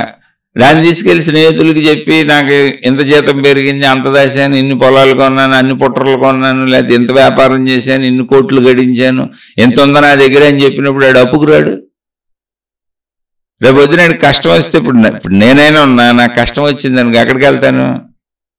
ఎవరి దగ్గర ఉందని నాకు తెలుసు అక్కడికి వెళ్తాను ఫస్ట్. ఎవరు చెబుతారు? నా చుట్టూ ఉన్న వాళ్ళకి చెబుతారు వాళ్ళ దగ్గర ఉందని. లేనోడి దగ్గరికి అక్కడ వెళ్తాను. ఇప్పుడు మా ఇంట్లో పని మనుషులు ఉంటారు, పని చేసేవాళ్ళు. నాకు కష్టం వచ్చింది, వెళ్ళి పని మనుషులను అడుగుతాను. నేనే రోజు జీతం ఇచ్చేది వాళ్ళకి, వాళ్ళు నా మీద ఆధారపడి బతుకుతున్నారు. ఎవరో చెబుతారు లక్షలు దాచుకున్నాం, కోట్లు దాచుకున్నాం. అందుకే ఎప్పుడు గుర్తుపెట్టుకోండి, మీ సంపదల గురించి ఎవరికి చెప్పాల్సిన అవసరం లేదు. ఎందుకని అవి మీ సంపదలు కదా. ఇస్తారా పోని చెప్తే? ఇచ్చే ఉద్దేశం ఉంటే చెప్పండి. అప్పులు ఇచ్చే ఉద్దేశం ఉన్నా, లేదా వాళ్ళకి సాయం చేసే ఉద్దేశం ఉన్నా, ఎదుటిని ఆదుకునే ఉద్దేశం ఉన్నా చెప్పండి, మేము బాగానే ఉన్నాము, మేము ఆదుకుంటాం, మీకు సాయం చేస్తాం, మీకు ఇబ్బందులు వస్తే మేము అండగా ఉంటాం అని అప్పుడు చెప్పండి. చెబితే ఓహో వీళ్ళు సాయపడేవాళ్ళు కనుక చెబుతున్నారని కష్టాలు ఉన్నవాళ్ళు వస్తారు మీ దగ్గరికి. మరి అది చెయ్యుగా, మళ్ళీ బాధ కూడా కలుగుద్ది. అన్నీ చెప్పేసి నా దగ్గర ఎంత డబ్బులు ఉన్నాయి, అంత డబ్బులు ఉన్నాయి, మా జీతాలు ఎంత, మా వ్యాపారాలు ఎంత, మా లాభాలు ఎంత, మా కోట్లు ఎంత, మేము గడించింది ఎంత, మేము దోసుకుంది ఎంత, మేము బతుకుతుంది ఎంత చెప్పేసి వాళ్ళు వచ్చి అప్పు అడిగితే బాధ కలుగుద్ది. చెప్పింది ఎందుకు? డామికాల కోసం, మేము మీకంటే బాగా బతుకుతున్నామని. అంటే ప్రతి మనిషిలోనూ, అంటే స్పైడర్ అని ఒక సినిమా తీశారు. ఆ సినిమాలో మరి అది ఎంతవరకు నిజమో తెలీదు. ఆ సినిమాలో ఒక చోట చెప్తాడు అన్నాడు, ప్రతి మనిషిలోనూ 3% శాడిజం ఉంటుందని. శాడిజం అంటే ఎదుటోడు ఏడుస్తుంటే ఆనందపడే గుణం. ఈ శాడిజం 3%లో ఉన్న వాళ్ళందరూ మనుషులు సర్దుకుంటూ ఉంటారు, కానీ లోపల ఉంటుంది. అది భార్యలో ఉంటుంది, భర్తలో ఉంటుంది, ప్రతి సంబంధ బాంధవ్యంలో ఉంటుంది. అందుకనే గిల్లి ఏడిపిస్తే ఆనందపడుతుంటారు. తల్లిదండ్రులు పిల్లల్లో కూడా ఉంటుంది. ఎందుకంటే మనిషిలో శాడిజం ఉంది, సృష్టి కూర్పులోనే ఉంది. అది ఎక్కువైపోయిన వాళ్ళు ఈ 3%, 5%, 6%, 10%కి వెళ్ళిన వాళ్ళు ఇక శాడిస్ట్ బిహేవియర్లు చేస్తుంటారు. ఇక మామూలు కాదు, వాళ్ళని శాడిస్టులు అంటారు. ఇక వాళ్ళు చిత్రమైన ఘోరాతి ఘోరమైన నేరాలకు కూడా వెళ్ళిపోతారు ఆ పర్సంటేజ్ పెరుగుతుంటే. ఎప్పుడు గుర్తుపెట్టుకో, నీకోసం నువ్వు బతుకుతున్నావు, నీకోసం నువ్వు కుటుంబం ఏర్పాటు చేసుకున్నావు. ఆ కుటుంబంలో నువ్వు వాళ్ళకి ఏదన్నా చెప్పదలిచినప్పుడు నీ భార్యకి చెప్పాలన్నా కూడా జాగ్రత్తగానండి, చాలా జాగ్రత్తగానండి. నీ భార్యకి చెప్పాలన్నా కూడా నీ భార్యకి నువ్వు మొత్తం ఇచ్చేదలిచి ఆమెకి నేను ఖర్చు పెడతాను, ఎంత అవసరమైనా, ఎంత ఇబ్బంది వచ్చినా, ఎంత కష్టం వచ్చినా అంటేనే చెప్పు. అబ్బెబ్బే నేను పేనాశోడిని అండి, భార్య ప్రాణం పోయినా నేను ఖర్చు పెట్టను అన్నప్పుడు ఆమెకు చెప్పడం అనవసరం. ఎందుకనంటే నువ్వు చెప్పావు కాబట్టి ఆమె రేపు పొద్దున చీర అడుగుద్ది, ఒక నగ అడుగుద్ది, ఏదన్నా కష్టం వస్తే మా ఆయన ఎంత ప్రాబ్లం వచ్చినా నన్ను బతికిచ్చేస్తాడు అనుకుంటుంది, బతికించమని కోరుద్ది. నువ్వు ఎప్పుడు తెలియజేస్తున్నావో అప్పుడు ఎదుటోడు అడిగే అవకాశం ఉంది అక్కడ. ఆ విషయం తెలుసుకోండి, ఇది కామన్ సెన్స్ పాయింట్. కానీ శాడిజం ఉంటుంది కదా, అది తెలియజేయాలనుకుంటుంది, ఆనందాన్ని పంచుకోవాలనిపిస్తుంది. ఇప్పుడు నాకు వచ్చిన ఆనందం ఊరంతా పంచుకోవటం ఏంటి అసలు? ఆలోచించండి. ఇప్పుడు నాకేదో లాభం వచ్చింది, డబ్బు, దాన్ని ఊరంతా పంచుకోవటం ఏంటి? నాకేదో ఇల్లు కట్టుకున్నా, ఊరంతా పంచుకోవటం ఏంటి? అప్పుడు డబ్బులు నేను మీరు అప్పు అడిగితే ఏమని అంటున్నావుగా, బాధపడిపోతున్నావుగా, అందరూ నన్ను దోచేసుకోవడానికి వచ్చారని. అప్పుడు క్లుప్తంగా ఉండు, తక్కువ చెప్పు. అసలు తక్కువ మాట్లాడి చెప్పండి, ఆదాయం ఎవడు అడుగుతాడు వచ్చి నిన్ను? నువ్వెంత దాసావు, నువ్వెంతగా ఇది, నీ జీతం ఎంత, ఎంత ఖర్చు పెట్టుకుంటున్నారు, ఎంత మిగులుతుంది, ఎంత దాస్తున్నావు, నిన్ను ఎవడన్నా అడుగుతాడా? నీ కుటుంబ సభ్యులు తప్ప ఎవరికి అవసరం ఉండదు. కుటుంబ సభ్యుల్లో కూడా చెబుతున్నా, నీ భర్తకి ఇవ్వదలిస్తే నీ వివరాలు మొత్తం చెప్పు. భార్యగా నీకు సంపాదన ఉండే నీ భార్యకు మొత్తం ఇవ్వదలిస్తే అప్పుడు మొత్తంగా చెప్పు. లేదు నువ్వు ఎంతగా అనుకున్నావో అంతే చెప్పు, వాళ్ళు నిన్ను ఎక్స్పెక్ట్ చేయరు అప్పుడు. అలాగే కొడుకులు కూతుళ్ళు ఈ నమ్మకాలు ఉండవు. నువ్వు మొత్తంగా వాళ్ళకి ఇవ్వదలిచి నా కొడుకు మీద నాకు ప్రేమ ఉంది, సర్వస్వం నా కొడుకు తీసేసుకున్నా నాకేం బాధ లేదు, నేను నడి రోడ్డు మీద అడుక్కు తిన్నా నాకేం ప్రాబ్లం లేదు, నాకు అంత ప్రేమ ఉంది నా కొడుకు మీద అంటే మొత్తం చెప్పు. లేదు అమ్మో నా కొడుకు కూతురు వీళ్ళు ఏం చెప్పలేము, నడి రోడ్ల మీద నేను బతకలేను, చాలా మంది మోసపోయారు అనుకుంటే మొత్తం చెప్పాక నీకు అవసరమైంది నీకు ఉంచుకొని వాళ్ళకి ఎంత అవసరం అని చెయ్యి. కానీ బాధ్యతలు అన్ని సక్రమంగా నిర్వర్తించు. అందుకే ఇతరులతో ఎలా ఉండాలనేది ఇక్కడే వస్తుంది ప్రాబ్లం. అది డబ్బులనే కాదు, విషయాలు కూడా అన్నీ చెప్పేస్తారు. విషయాలు అన్నీ చెప్పినా నీ అన్నీ వాళ్ళకి తెలిసినాయి. ఇప్పుడు ఏదో భార్యతో సరదాగా లేదా భర్తతో సరదాగా ఆఫీసులో వాళ్ళు నాయంక చూస్తున్నారు, వీళ్ళు నాయంక చూస్తున్నారు, వాళ్ళు నాతో బాగా క్లోజ్గా ఉంటారు, వాళ్ళు నా కోసం ప్రాణం ఇచ్చేస్తారు అని చెప్పామనుకో వీళ్ళకి అనుమానం వస్తుంది. ఎందుకని భార్యాభర్తల సంబంధమే శారీరక సంబంధం, అది అనుమానం ఎందుకు రాదు? పదే పదే భార్య ఇంకొక మగవాళ్ళ గురించి, పదే పదే భర్త ఇంకొక స్త్రీల గురించి వాళ్ళు ఎక్కువ చెబుతున్నప్పుడు క్యాజువల్గా అనుమానాలు ఉంటాయి. ఎందుకని అసలు మీరు కలిసిందే శారీరక సంబంధానికి అయినప్పుడు ప్రతి శారీరక సంబంధంలోనూ అనుమానం అనేది ఒకటి ఉంటుంది. ఎందుకని మీ మధ్య ఉన్న రిలేషన్ ఏంటో అది. అలాగే ప్రతి ధన సంబంధంలోనూ అనుమానం అనేది ఉంటుంది. కొడుకు కావచ్చు, కూతురు కావచ్చు, భార్య కావచ్చు, భర్త కావచ్చు, ఎక్కడో చోట ఏదో ఒక అనుమానం పుడతానే ఉంటుంది. అంటే ఏ సంబంధం ఉందో దాంట్లో వస్తుంది అది. దాంతో ఎలా ఉండాలో తెలుసుకోండి. ఎలా ఉండాలి అంటే యద్భావం తద్భవతి, నీ భావన ఏంటి? నేను నా ప్రాణం పోయినా ముందు నా అవసరాలు తర్వాతే నా కుటుంబ సభ్యులు అనుకున్నావు అనుకో, అంతే చెప్పు. నీ అవసరాలకు మెయిన్గా పెట్టుకో, మిగిలిందే చెప్పు వాళ్ళకి. అమ్మో లేదు నా ప్రాణం పోయినా పర్వాలేదు, నాకు నా కుటుంబ సభ్యులే ముఖ్యం అనుకున్నావు అనుకో, వాళ్ళకి మొత్తం చెప్పు. అది నీ భావన. అలా ఏ విషయాలైనా అంతే. ఇప్పుడు ఈ విషయాలు గొడవలు అవుతాయి, ఎందుకు వచ్చింది ఊరుకునే. ఇప్పుడు భార్యకి వేరే ఆడవాళ్ళ గురించి వాళ్ళని పొగుడుతా, వాళ్ళు బాగున్నారంటే నచ్చుద్దా అనుకున్నావు అనుకో, చెప్పాక ఎందుకు అనవసరం మాటలు మాడతావు. అలాగే భర్తకు నచ్చుద్దా అనుకున్నప్పుడు చెప్పాక, అంటే తప్పులు చేయమంటే అసలు నేను సొల్లువాగుడు వాగద్దు అంటున్నా. తప్పులు అసలు ఎప్పుడూ చేయకూడదు, ఎక్కడా చేయకూడదు. కానీ సొల్లువాగుడు కూడా ప్రమాదం చేస్తుంది తప్పు చేయకపోయినా. ఏదో గొప్పగా నేను ఒక అందగత్తిని నా ఇంకా అందరూ చూసేస్తున్నారు ఆఫీసుల్లో అని నిన్ను నిరూపించుకుందామని భర్తకి చెప్పావు అనుకో, ఆయన నిరూపణ కాదు, అనుమానం వస్తుంది. ఎక్కడ నిరూపణలు ఉండవు.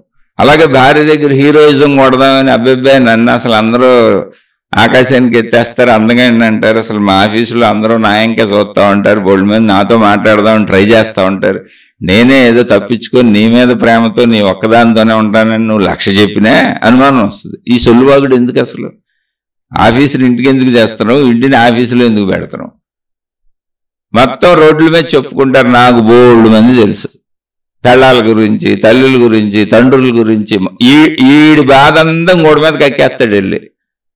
ప్రతి వాళ్ళు, ఆడవాళ్ళు అంతే మగవాళ్ళు అంతే, ఫోన్లు చేసి మరి చెప్పుకుంటారు ఆడవాళ్ళు ఇళ్లలో కూర్చొని. ఏంటి తన మొగుడు గురించి, తన పిల్లల గురించి, తనకు సంబంధించిన గురించి, తన బాధలన్నీ ఇంకోళ్ళలో కక్కేస్తారు.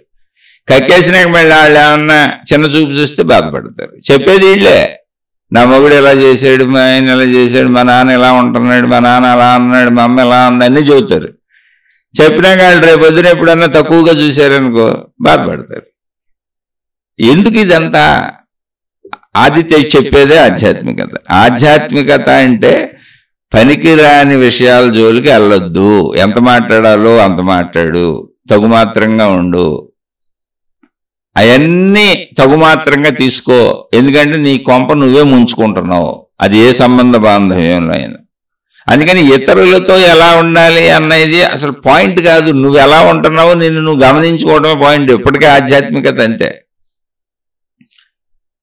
ఇప్పుడు మార్పులు చేర్పులు సాధ్యమేనా అని అడిగారు ప్రశ్నలు. ఏం మార్పులు చేస్తారు అసలు? ఎదుటోళ్ళు మీకు ఎందుకు తెలుస్తుంది? మీ భావనది, మీ భావనది.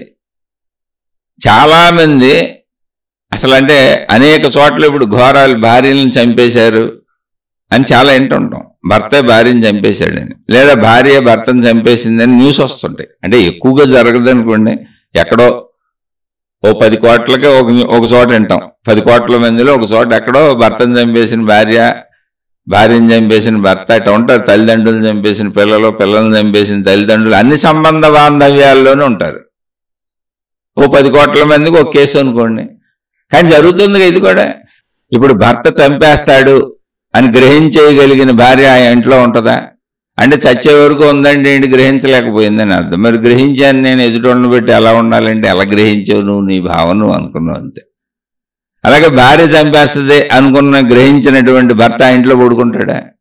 తండ్రి చంపేస్తాడో, తల్లి చంపేస్తుందో, బిడ్డ చంపేస్తాడో అనుకున్న వాళ్ళు ఎవరైనా వాళ్ళ దగ్గర ఉంటారు? అసలు వాళ్ళందరూ ఎందుకు చచ్చిపోతున్నారు? గ్రహించలేక. అంటే ఏంటి? ఎదుటి వ్యక్తిని గ్రహించడం సంపూర్ణంగా కుదరదో, నీ భావం అంతే.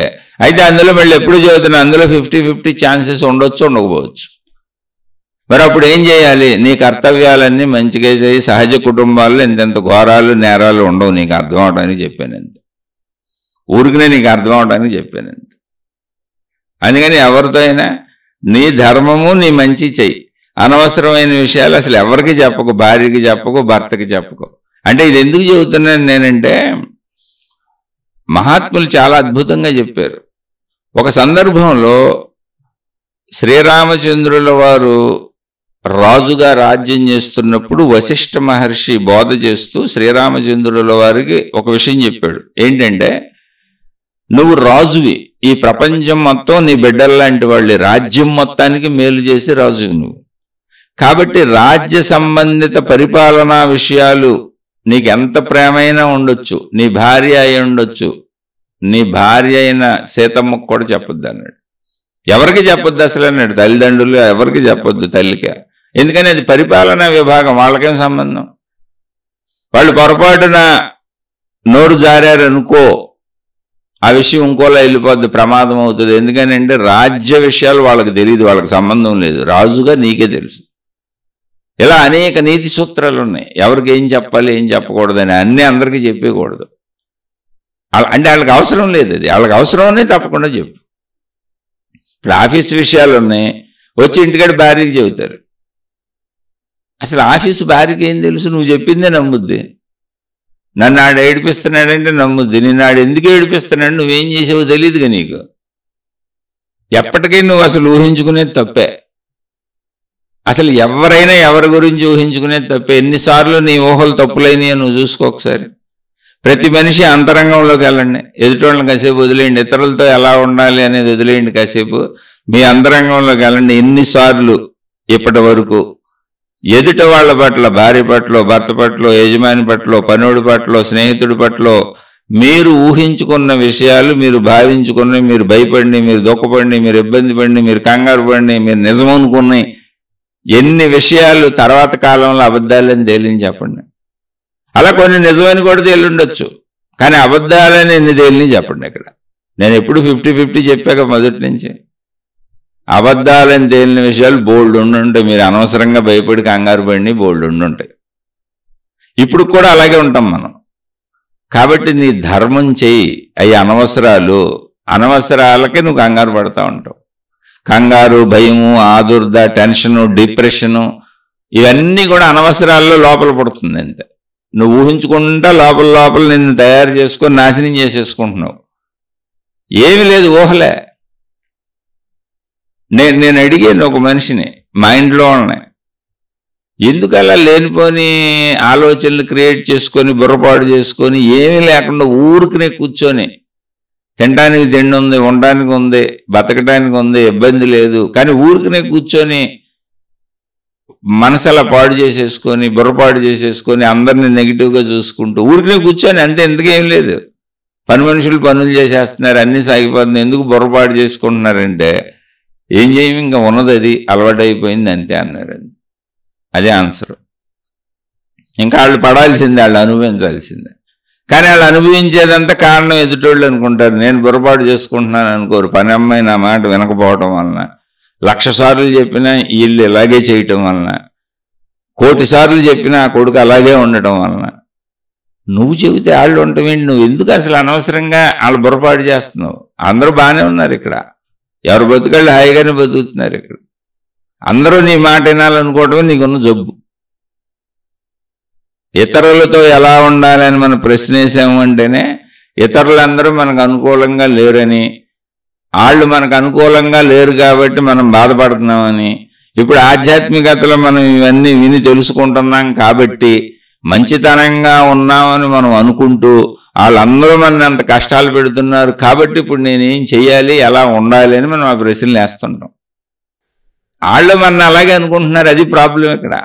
ఇప్పుడు మన ఎదుటి ఇతరులు, మీరు వెళ్ళి మీ భార్యని అడగండి, మీ భర్తని అడగండి, మీ పిల్లల్ని అడగండి, మీకు సంబంధించిన ఎవరినైనా మీరు తెలివిగా నిర్మమాటంగా నాదే తప్పులే అని మీరు వినయంగా కూర్చొని, తప్పు నాదే లేదు, నా గురించి ఏమనుకుంటున్నావు చెప్పు, నన్ను నేను మార్చుకుంటానని మీరు అడిగి చూడండి, మీ గురించి ఎన్ని చెబుతారు. మీరు అనుకుంటున్న దానికంటే ఎక్కువ ఉంటాయి వాళ్ళ దగ్గర. మళ్ళీ చెబుతున్న యద్భావం తద్భవతి. నీ గుణాన్ని బట్టి, నీ స్వభావాన్ని బట్టి, నీ ఆలోచనని బట్టి నువ్వు అనుకుంటావు. మీకు ఇందాక అనుమానపు కథ ఒకటి చెబుతూ అందులోంచి పక్కొచ్చాను. ఆ భార్య అనుమానపు కథలో చెప్పాను, భర్త మీద వెంట్రుక దొరికింది, ఓ నల్ల వెంట్రుక, పొడుగాటి వెంట్రుక దొరికింది. దొరికితే నువ్వు ఎవరితోనో తిరిగి వచ్చావు, ఏ అమ్మాయిలతోనూ దొరుకుతున్నావు, ఏ కుర్రతో నీకు దొరికింది, నాకంటే అందమైందని గొడవ చేసింది. ఆ రోజుకి సర్దేశాడు, బాగానే ఉంది. మళ్ళీ ఆఫీస్కి వెళ్ళిపోయాడు, వచ్చాడు, బుర్రపాపం 2 రోజులు బాగానే ఉంది. మళ్ళీ 2 రోజుల తర్వాత మళ్ళీ పక్కింటోళ్ళు, ఎదురింటోళ్ళు, లోపల అనుమానం మళ్ళీ అని పెరిగిపోయి మధ్యలో మనోడు 1 రోజు లేటుగా వచ్చాడు, ఆఫీసులో పని ఉందని. ఇంకా బుర్రపాడైపోయింది. లేటుగా వచ్చిన రోజు నుంచోబెట్టింది, మళ్ళీ తీసుకెళ్ళి లైట్ కింద నుంచోబెట్టింది, మళ్ళీ ఒళ్ళంతా ఎతికింది, కింద నుంచి పైదాకా, అటు నుంచి ఇటు, ఇటు నుంచి అటు ఎతికింది. ఎతికితే ఈసారి తెల్ల వెంట్రుక దొరికింది, పొడుగాటిది.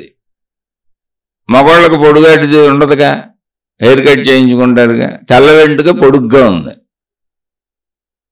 మళ్ళీ బోరుని ఏడుపు మొదలుపెట్టింది. ఎన్నాళ్ళు కుర్రపిల్లతో తిరుగుతున్నావు అనుకున్నాను, ముసల్దాంతో కూడా తిరుగుతున్నావా, తెల్ల వెంటుకుంది నీ ఒంటి మీద, చిచ్చి ఇంత అందమైన భార్యని ఇంట్లో పెట్టుకొని నువ్వు ఇలా చేస్తావా, పోనీ కుర్రదాంతో తిరిగావంటే పోనీ ఏదో నాకంటే అందమైంది అనుకున్నాను, ముసలోళ్ళతో కూడా తిరుగుతున్నావా, ఇదేం దరిద్రమని మొదలుపెట్టింది. పాపం మనోడు సముదాయించి ఏదో మొత్తానికి 2-3 రోజులకి సెట్ చేసుకున్నారు, సెట్ అయ్యారు. కాదు రోడ్డు మీద ఏదో పడి ఉంటుందిలే అనుకున్నాడు, చెప్పాడు, బండి వేసుకెళ్తున్నా కదా అన్నాడు. మొత్తానికి ఏదో కొంచెం సర్దుకున్నారు. కానీ అనుమానం అనే బీజం పోదుగా, అది బుద్ధిలో ఉండిపోయింది. అది భావం తద్భవతి అంటే అది మన ఆలోచన సరళికి ఒక హాస్యపూరితమైన కథను ఉదాహరణగా చెబుతున్నాను అంతే, కానీ ఇది నిజం. లోపల చూసుకోండి, మనకి ఏ బుద్ధులు ఉన్నాయో అలాగే ఆలోచిస్తాం మనం. అందుకే ఎదుటోళ్ళని మనం ఎస్టిమేషన్ వేసేది మన బుద్ధితో, మన గుణంతో, మన భావంతో. చాలా జాగ్రత్తగా చూసుకోండి అక్కడ. అందుకే ఎదుటి వాళ్ళని కరెక్ట్గా అర్థం చేసుకోవాలని మన గుణాలు తీసేసి వాళ్ళ పనులు, వాళ్ళ విషయాలు కరెక్ట్గా చూసి వాళ్ళని అర్థం చేసుకునే ప్రయత్నం చేయాలి. మన గుణాలను తప్పించి చూడాలి, మన కళ్ళజోడు తీసేయాలి. చాలా విఘ్నత కావాలి. ఆధ్యాత్మికత నేర్పేది ఆ విఘ్నతనే, ఆ జ్ఞానాన్నే. ఆధ్యాత్మికత నేర్పేదే దాన్ని. ఇప్పుడు నేను మళ్ళీ ఆఫీస్కి వెళ్ళాడు, 2-3 రోజులు మళ్ళీ హాయిగా గడిచిపోయిన, 1 వారం బాగానే ఉన్నారు. తర్వాత మళ్ళీ ఆఫీస్లో కొంచెం ఎక్స్ట్రా వర్క్లని అయ్యని వస్తున్నాయి, ఏదో సర్దుకుంటుంది. కానీ మళ్ళీ అనుమానం బలపడిపోయింది. 1 వారం ఆగి మళ్ళీ అబ్బెబ్బే లేదు, వచ్చాడు, ఇంటికి రాగానే లేదు, ఇటు రమ్మంది, లైట్ కింద నుంచోబెట్టింది. అయితే మనోడు ఏం చేస్తున్నాడంటే ఈ వారం నుంచి ఈ నల్ల వెంటుగా తెల్ల వెంటుగా దొరికిన కాడి నుంచి ఇంటి ముందుకు రాగానే బండి ఆపేసిగానే బండి స్టాండ్ వేసేసి ముందు చొక్కా ప్యాంటు దులిపేసుకుంటున్నాడు. తలాగిలా చక్కగా దులుపుకొని ఒంటి మీద ఏమీ లేకుండా లోపలికి వస్తున్నాడు రోజు. ఏమో ఎప్పుడేమి అడిగి చేస్తుందో, ఏం పడుతుందో నాకేం తెలిసి, ఇంత ట్రాఫిక్లో 1 గంట సేపు ప్రయాణించి వస్తున్నానని దులుపుకొని వస్తున్నాడు లోపలికి. సరే 1 వారం తర్వాత మళ్ళీ అనుమానం పెనుభూతమై కూర్చుంది. మళ్ళీ భర్తను పిలిచింది, లైట్ గార్డ్ నుంచోబెట్టింది, ఎందుకంటే లేటుగా వచ్చాడు. మొత్తం అంతా ఎతికింది. మనోడు ఆల్రెడీ బయట దులిపేసుకొస్తున్నాడు. ఈ గొడవ అంతా ఎందుకని, ఏమీ లేదు, నీట్గా ఉంది, ఏం దొరకలేదు. బోరుని ఏడవటం మొదలుపెట్టింది కూర్చొని. ఏంటి ఎందుకు ఏడుస్తున్నావు, పోనీ ఇప్పుడు నల్లెంటుకు దొరికింది, పొడుగాటిదంటే అర్థం ఉంది, నువ్వు ఏడిసిన దాంట్లో పొడుగెంటుకులు ఆడవాళ్ళకు ఉంటాయి కాబట్టి అని తిరిగి వచ్చానేమోనని, ఏదో నేను సర్దుకున్నాను, పోన్లే ఏదో ఇంటికి పడింది కదా, దొరికింది కదా అని. తెల్ల వెంటుకు అప్పుడు కూడా పోన్లే సర్దుకున్నాను. నిజంగా ముసలామ్మలతో ఎవరు తిరిగి చేస్తాడు, నీ దరిద్రపు అనుమానం కాకపోతే. పోనీలే ఇప్పుడు అసలు నల్లెంటుగా దొరకలేదు, తెల్లెంటుగా దొరకలేదు, ఏమీ లేదు కదా, ఇప్పుడు ఎందుకు ఏడుస్తున్నావు బోరునా, ఎందుకు ఏడుస్తున్నావు చెప్పమన్నాడు. అప్పుడు ఆయన చెప్పడం మొదలెట్టింది, నువ్వు ఎన్నాళ్ళు పడుచోళ్ళతో ముసలోళ్ళతోనే తిరుగుతున్నావు అనుకున్నాను, ఇప్పుడు బోడిగుండు దానితో తిరిగి వచ్చావు అన్నమాట. అందుకే నీ మీద ఏ ఎంట్రుక పడలేదు, నువ్వు బోడిగుండు దానితో తిరిగి వచ్చావు అంది. అనుమానం ఇలా ఉంటుంది. ఈ అనుమానం అంటే ఇలా ఉంటుంది అంటే ఏంటి, అనుమానం కాదు అసలు, మనిషి ఆలోచనలు ఇలా ఉంటాయి. ఏదో ఒక ఆలోచన, ఏదో ఒక గుణం, ఏదో ఒక స్వభావం లేని మనిషి ఉండడు ప్రపంచంలో. మీరు ధనపరమైన అనుమానాలు ఉన్నాయనుకోండి, ధనానికి సంబంధించిన సంబంధం ఉన్న వాళ్ళతో ధనపరమైన అనుమానాలు వస్తాయి. శారీరక సంబంధాలు ఉన్న చోట్ల శారీరకపరమైన అనుమానాలు వస్తాయి. వస్తు సంబంధమైన విషయ సంబంధమైన ఉన్న చోట వస్తు సంబంధ విషయ సంబంధ అనుమానాలు వస్తాయి. మీరు చూడండి, పెద్ద పెద్ద షాపింగ్ మాల్స్లోకి వెళ్తున్నాం అనుకోండి, మనం చెక్ చేస్తారు. ఆల్రెడీ అక్కడ బాంబుకు సంబంధించి, మెటీరియల్స్కి సంబంధించి మన చెకింగ్ చేసే పాయింట్లు కూడా ఉంటాయి. అంటే మనం బాంబులు పెట్టుకెళ్ళామన్నా కాదు, అలా అదొక అనుమానం. ఎవడైనా ఏమైనా చేయొచ్చు, అవకాశం ఉంది. పెద్ద పెద్ద చోట్ల చెకింగ్ అసలు కామన్, అది నన్ను చెక్ చేస్తున్నావని అడగడానికి లేదు. పెద్ద ఐనాక్స్లు, పెద్ద పెద్ద షాపింగ్ మాల్స్, పెద్ద పెద్ద ఐమాక్స్లు, సినిమా హాల్స్, పెద్ద పెద్ద అన్న చోట అన్ని చోట్ల కామన్గా నేను చెక్ చేస్తారు. అసలు ఎయిర్పోర్ట్లోకి నువ్వు వెళ్ళాలంటే వేల చెక్కింగ్లు ఉంటాయి. అదంతా అనుమానం కాదండి. ఎందుకని మనుషుల్లో అటువంటి దుర్బుద్ధులు ఉన్నాయి కనుక. అంటే అసలు అనుమానం అనే స్వభావంతోనే ప్రపంచం నడుస్తుంది. మీరు గమనించారో లేదా? ఇప్పుడు మీరు బ్యాంకులోకి వెళ్ళారు, బ్యాంకులో మిమ్మల్ని లోపల రానిస్తాడు ఎవడన్నా, మీరు బయట నుంచి చూడటమే. సెక్యూరిటీలు ఉంటుంది, గన్స్ పట్టుకొని ఉంటారు అక్కడ. మీకు కావాల్సింది ఏదో డ్రా చేసుకొచ్చేయటమే. బ్యాంకులో మీకు ఏ లోన్ ఇవ్వాలి, మీకు ఏం చేయాలి, మీరు ఏదన్నా బ్యాంకు మీకు సహాయం చేయాలి, లోన్లు తీసుకోవాలంటే ఎన్ని సెక్యూరిటీలు పెట్టుకుంటారు. ఎందుకని అదంతా అనుమానం కాదు, కడతాడో కట్టడో అని. మొత్తం ప్రాపంచిక వ్యవస్థే అనుమానం మీద నడుస్తుంది. అనుమానం తప్పు కాదు, మనిషి బుద్ధిలో అలా ఉంది కనుక ఎదుటి వ్యక్తికి అనుమానం అనిపిస్తూ ఉంటుంది. మొత్తం ప్రపంచ వ్యవస్థ అలా ఉంది చూడండి. మీరు చూడండి, ఎక్కడికైనా పెద్ద పెద్ద వాటికి వెళ్ళండి, మాల్స్కి వెళ్ళండి, మీరు వస్తువులు కొనుక్కోండి, బయటకు వచ్చేటప్పుడు మీ బిల్లు మీ వస్తువులు అన్నీ చెక్ చేస్తారు అక్కడ. ఎందుకని వాళ్ళు బిల్లు కొట్టినోడిని కూడా నమ్మరు. ఆడు మీరు కొమ్మక్క అయిపోయి ఏదన్నా చేసి డబ్బులు సరిగ్గా కట్టకపోతే మళ్ళీ బిల్ చెక్కింగ్ ఉంటుంది, బిల్లు మీరు కట్టారో లేదా అని, ఒత్తిగా ఎత్తుకుపోతున్నారని. ఇప్పుడు లేటెస్ట్ షాపింగ్ మాల్స్ అన్నీ అలాగే ఉంటాయి, ఫుల్ సెక్యూరిటీతో, సెక్యూరిటీ చెకప్లతో ఉంటాయి. అనేక పెద్ద పెద్ద షాపింగ్ మాల్స్లో అసలు మీరు చేతిలో ఉన్న బ్యాగులు గీగులు అన్నీ అక్కడ పెట్టేసి వెళ్ళిపోవాలి. అక్కడ వస్తువులు కొనుక్కొని మళ్ళీ తిరిగి వెళ్ళేటప్పుడు ఇది తీసుకెళ్ళాలి. అలా ఎన్నో ఉన్నాయి. ఇవన్నీ అనుమానాలు కదా. అనుమానాలని కాదు, మనిషిలోనే తప్పు చేసే ఒక ప్రవర్తన ఉంది కనుక అలా అనిపిస్తుంది. అయితే ఈ అనిపించడం అనేది ఎక్కడుంది? అందరూ అలా ఉంటారా? ఇప్పుడు ఒక షాపింగ్ మాల్కి అసలు సంవత్సరాల నుంచి లక్షల కోట్ల మంది వెళ్తారు, ఎప్పుడూ సెక్యూరిటీలు చెక్ చేస్తానే ఉంటారు, ఎవరో దొరుకుండకపోవచ్చు. ఏముంది అందులో? కోట్ల మందిలో ఒకసారి కూడా ఎవరో దొరుకుండకపోవచ్చు, అసలు ఒక జీవిత కాలాల పాటు ఎవరో దొరక్కపోవచ్చు కూడా. కానీ అది కామన్ పాయింట్ మనిషిలో. అందుకని నీలో ఉన్నటువంటి గుణాన్ని బట్టి నువ్వు ఎదుటి మనిషిని చూస్తూ ఉంటావు. ఎందుకంటే మనుషుల్లో ఈ హ్యాబిట్స్ ఉన్నాయి. మనకేమున్నాయో దాన్ని బట్టి మనం ఎదుటి మనిషిని ఎస్టిమేట్ వేస్తుంటాం. అందుకని ఇతరులు అన్నప్పుడు ఆధ్యాత్మిక పరంగా ఇతరులతో నువ్వు ఎలా ఉండాలి అన్నప్పుడు నీ వరకు నువ్వు మంచిగా ఉండాలి. మార్పులు చేర్పులు సాధ్యమేనా అంటే అసలు ఏం మార్పులు ఏం చేర్పులు? ఎదుటోడిని మార్చడం కుదరదు, బోల్సార్లు చెప్పాను. ఎదుటవాడిని మార్చడం అనేది ఈ ప్రపంచంలో దేవుడికే కుదరలా. మీరు అనుకుంటున్నారేమో, దేవుళ్ళు ఎంతో మంది వచ్చారు, అవతార పురుషులు ఎంతో మంది వచ్చారు, మహాత్ములు గురువులు అని మనం పిలిచేవాళ్ళు కొన్ని వందల వేల లక్షల మంది తరతరాలుగా అన్ని మతాల్లో ఇక్కడ ఉద్భవించి వెళ్ళారు. వాళ్ళు చెప్పిన జ్ఞానబోధలే ఆధ్యాత్మికత పేరుతో మనం చెప్పుకుంటున్నాం. ఎంతో మందిని ప్రపంచవ్యాప్తంగా దేవుళ్ళని పూజిస్తానే ఉన్నారు, గురువులని ఆరాధిస్తానే ఉన్నారు, శరీరంతో లేనోళ్ళని. శరీరాలతో ఉన్నోళ్ళని ఇప్పుడు అనుసరిస్తూ నమ్ముతున్నారు. అనేక మతాల్లో అనేక మందిని అనుసరిస్తూ సాగుతున్నారు. మానవుడు ఉన్నప్పటి నుంచి దైవ ప్రచారాలు, దేవుళ్ళు, గురువులు, మహాత్ములు, మనుషులు అన్ని రకాలు అన్ని మతాల్లో సాగుతున్నాయి. ఇప్పటికీ సాగుతున్నాయి, ఎప్పటి నుంచో సాగుతున్నాయి, ఎప్పటికీ సాగుతాయి. కానీ అరాచకాలు అలాగే ఉన్నాయి, ఘోరాలు అలాగే ఉన్నాయి, అన్యాయాలు అలాగే ఉన్నాయి, అక్రమాలు అలాగే ఉన్నాయి, మోసాలు అలాగే ఉన్నాయి, అపనమ్మకాలు అలాగే ఉన్నాయి. ఇప్పటికీ మనం చెప్పుకుంటున్నాం. మీరు ప్రశ్నలు వేస్తున్నారు, నేను చెబుతానే ఉన్నా. నాకు కూడా బోల్డ్ అనుమానాలు ఉంటాయి, నేను అందరినీ నమ్మను. అది నా గుణాన్ని బట్టి ఉంటుంది, ఎక్కడ ఎవరిని నమ్మను అనేది. నేనేమి ఆకాశం నుంచి ఊడిపడిన ఉల్కన కాదు, మీలాంటి సామాన్యుడిని. మరి ఎంతమంది వచ్చి, ఇన్ని మతాలు వచ్చి, ఇన్ని జ్ఞాన గ్రంథాలు వచ్చి, ఎంతమంది దేవుళ్ళు వచ్చి, ఎంతమంది గురువులు వచ్చా ఇప్పటికీ ఉన్నా కూడా మరి ఇవన్నీ ఇలాగే ఉందేంటి అంటే ఎవరు ఎవరిని మార్చలేరు అనడానికి చెప్పాను. ఎవరు ఎవరిని మార్చలేరు, ఆ ఫెసిలిటీ సృష్టి ఇవ్వలేదు. మనం మాట్లాడుకుంటుంది శరీరాల పరంగా, శక్తి పరంగా అది ఏకమైందని ముందే చెప్పా. అప్పుడు మనం అనంత ఆత్మశక్తిలోకి వెళ్ళలేదు అసలు ఈ సబ్జెక్టులో. ఇది శరీరపరమైనటువంటి సబ్జెక్ట్. ఇది భేదభావనలో మనుషులతో ఎలా ఉండాలి అనే సబ్జెక్ట్ ఇది. అందుకని దీన్నే మాట్లాడుతున్నాం. ఇక్కడికి వచ్చేటప్పటికి ఏంటంటే పరిమిత భావాలే కాబట్టి మనకు తెలియదు కనుక ఎదుటి వ్యక్తి హృదయంలో ఏముందో తెలుసుకునే అవకాశం మనకు భగవంతుడు సృష్టి ఇవ్వలేదు కనుక, భవిష్యత్తు అసలు మనకు తెలియదు కనుక, ఏం జరుగుతుందో ఏం జరగబోతుందో అసలు తెలియదు కనుక, ఇక్కడున్న ఏకైక అవకాశం ఏంటంటే నిన్ను నువ్వు మార్చుకోవటం. అది ఒక్కటే ఇవ్వబడింది. అందుకే ఎప్పుడు చెబుతున్నా, మీరు మంచిగా ఉండండి. ఆధ్యాత్మికత ఎప్పుడు చెప్పింది మనిషికి నువ్వు మంచిగా ఉండని. మొట్టమొదటి పాయింట్ నువ్వు మంచిగా ఉండటం. నువ్వే మంచిగా ఉండాలి, నువ్వే ధర్మంగా ఉండాలి, నువ్వే న్యాయంగా ఉండాలి, నువ్వే కర్తవ్యం చేయాలి, నువ్వే బాధ్యత చేయాలి. ఎదుటోడు చేయడా అనొచ్చు నువ్వు, ఎదుటోడు చేస్తాడు చేయడు. ఆడ మనసును నువ్వెలా చేయగలవు? ఎదుటి వాళ్ళ మనసును నువ్వు అసలు ఎలా తెలుసుకోగలవు? తెలియదుగా. వాళ్ళు కర్తవ్యాలు చేయకపోతూ చేస్తున్నావు అనుకుంటున్నారేమో, వాళ్ళు చేస్తున్నా నువ్వు చేయలేదు అనుకుంటున్నావేమో. ఎందుకని కర్తవ్యాలు బాధ్యతలు ఎస్టిమేషన్లు ఎవరి అద్భావం తద్భవతి, ఎవరు ఎలా భావించుకుంటున్నారో తెలియదుగా. కానీ నీ భావనలో నువ్వు కరెక్ట్గా చేయి. కరెక్ట్గా చేయటానికి అవసరమైనవన్నీ తెలుసుకో.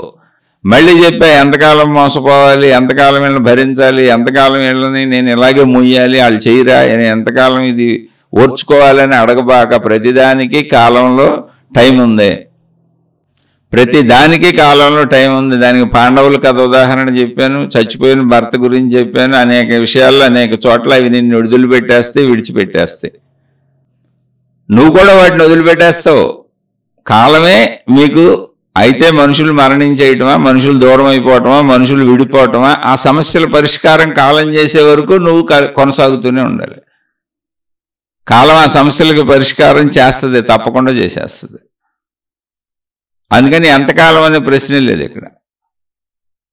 అందుకని నువ్వు ఉన్నంతకాలం మంచిగా ఉండంతే. మంచిగా ఉండటం అంటే ఏంటి? ముందు నా బాధ్యతలు కర్తవ్యాలు.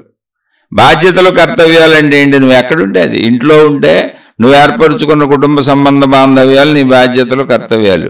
నువ్వు రోడ్డు మీద వెళ్తుంటే రోడ్డు మీద ఎవరికి అడ్డంగా లేకుండా, ఇబ్బంది కలిగించకుండా, ప్రాబ్లం లేకుండా వాళ్ళని వెళ్ళనిచ్చి నువ్వు వెళ్ళటం నీ బాధ్యత, నీ కర్తవ్యం. నువ్వు ఆఫీసులో ఉంటే లేదా వృత్తి వ్యాపార ఉద్యోగాల దగ్గర ఉంటే అక్కడ ఎవరిని ఇబ్బంది పెట్టకుండా, మోసం చేయకుండా, అక్కడ నువ్వు చేసుకోవలసిన వృత్తులు, వ్యాపారాలు, ఉద్యోగాలు నీ ధర్మంగా నువ్వు చేసుకుంటూ, నువ్వు బాధపడకుండా, వాళ్ళని బాధ పెట్టకుండా నీవన్నీ చేసుకోవడం నీ బాధ్యత, నీ కర్తవ్యం. అందుకని బాధ్యతలు కర్తవ్యాలు ఒకే చోట ఉంటాయి అనుకోబాకండి, కుటుంబంలోనే ఉంటాయి అనుకోబాకండి.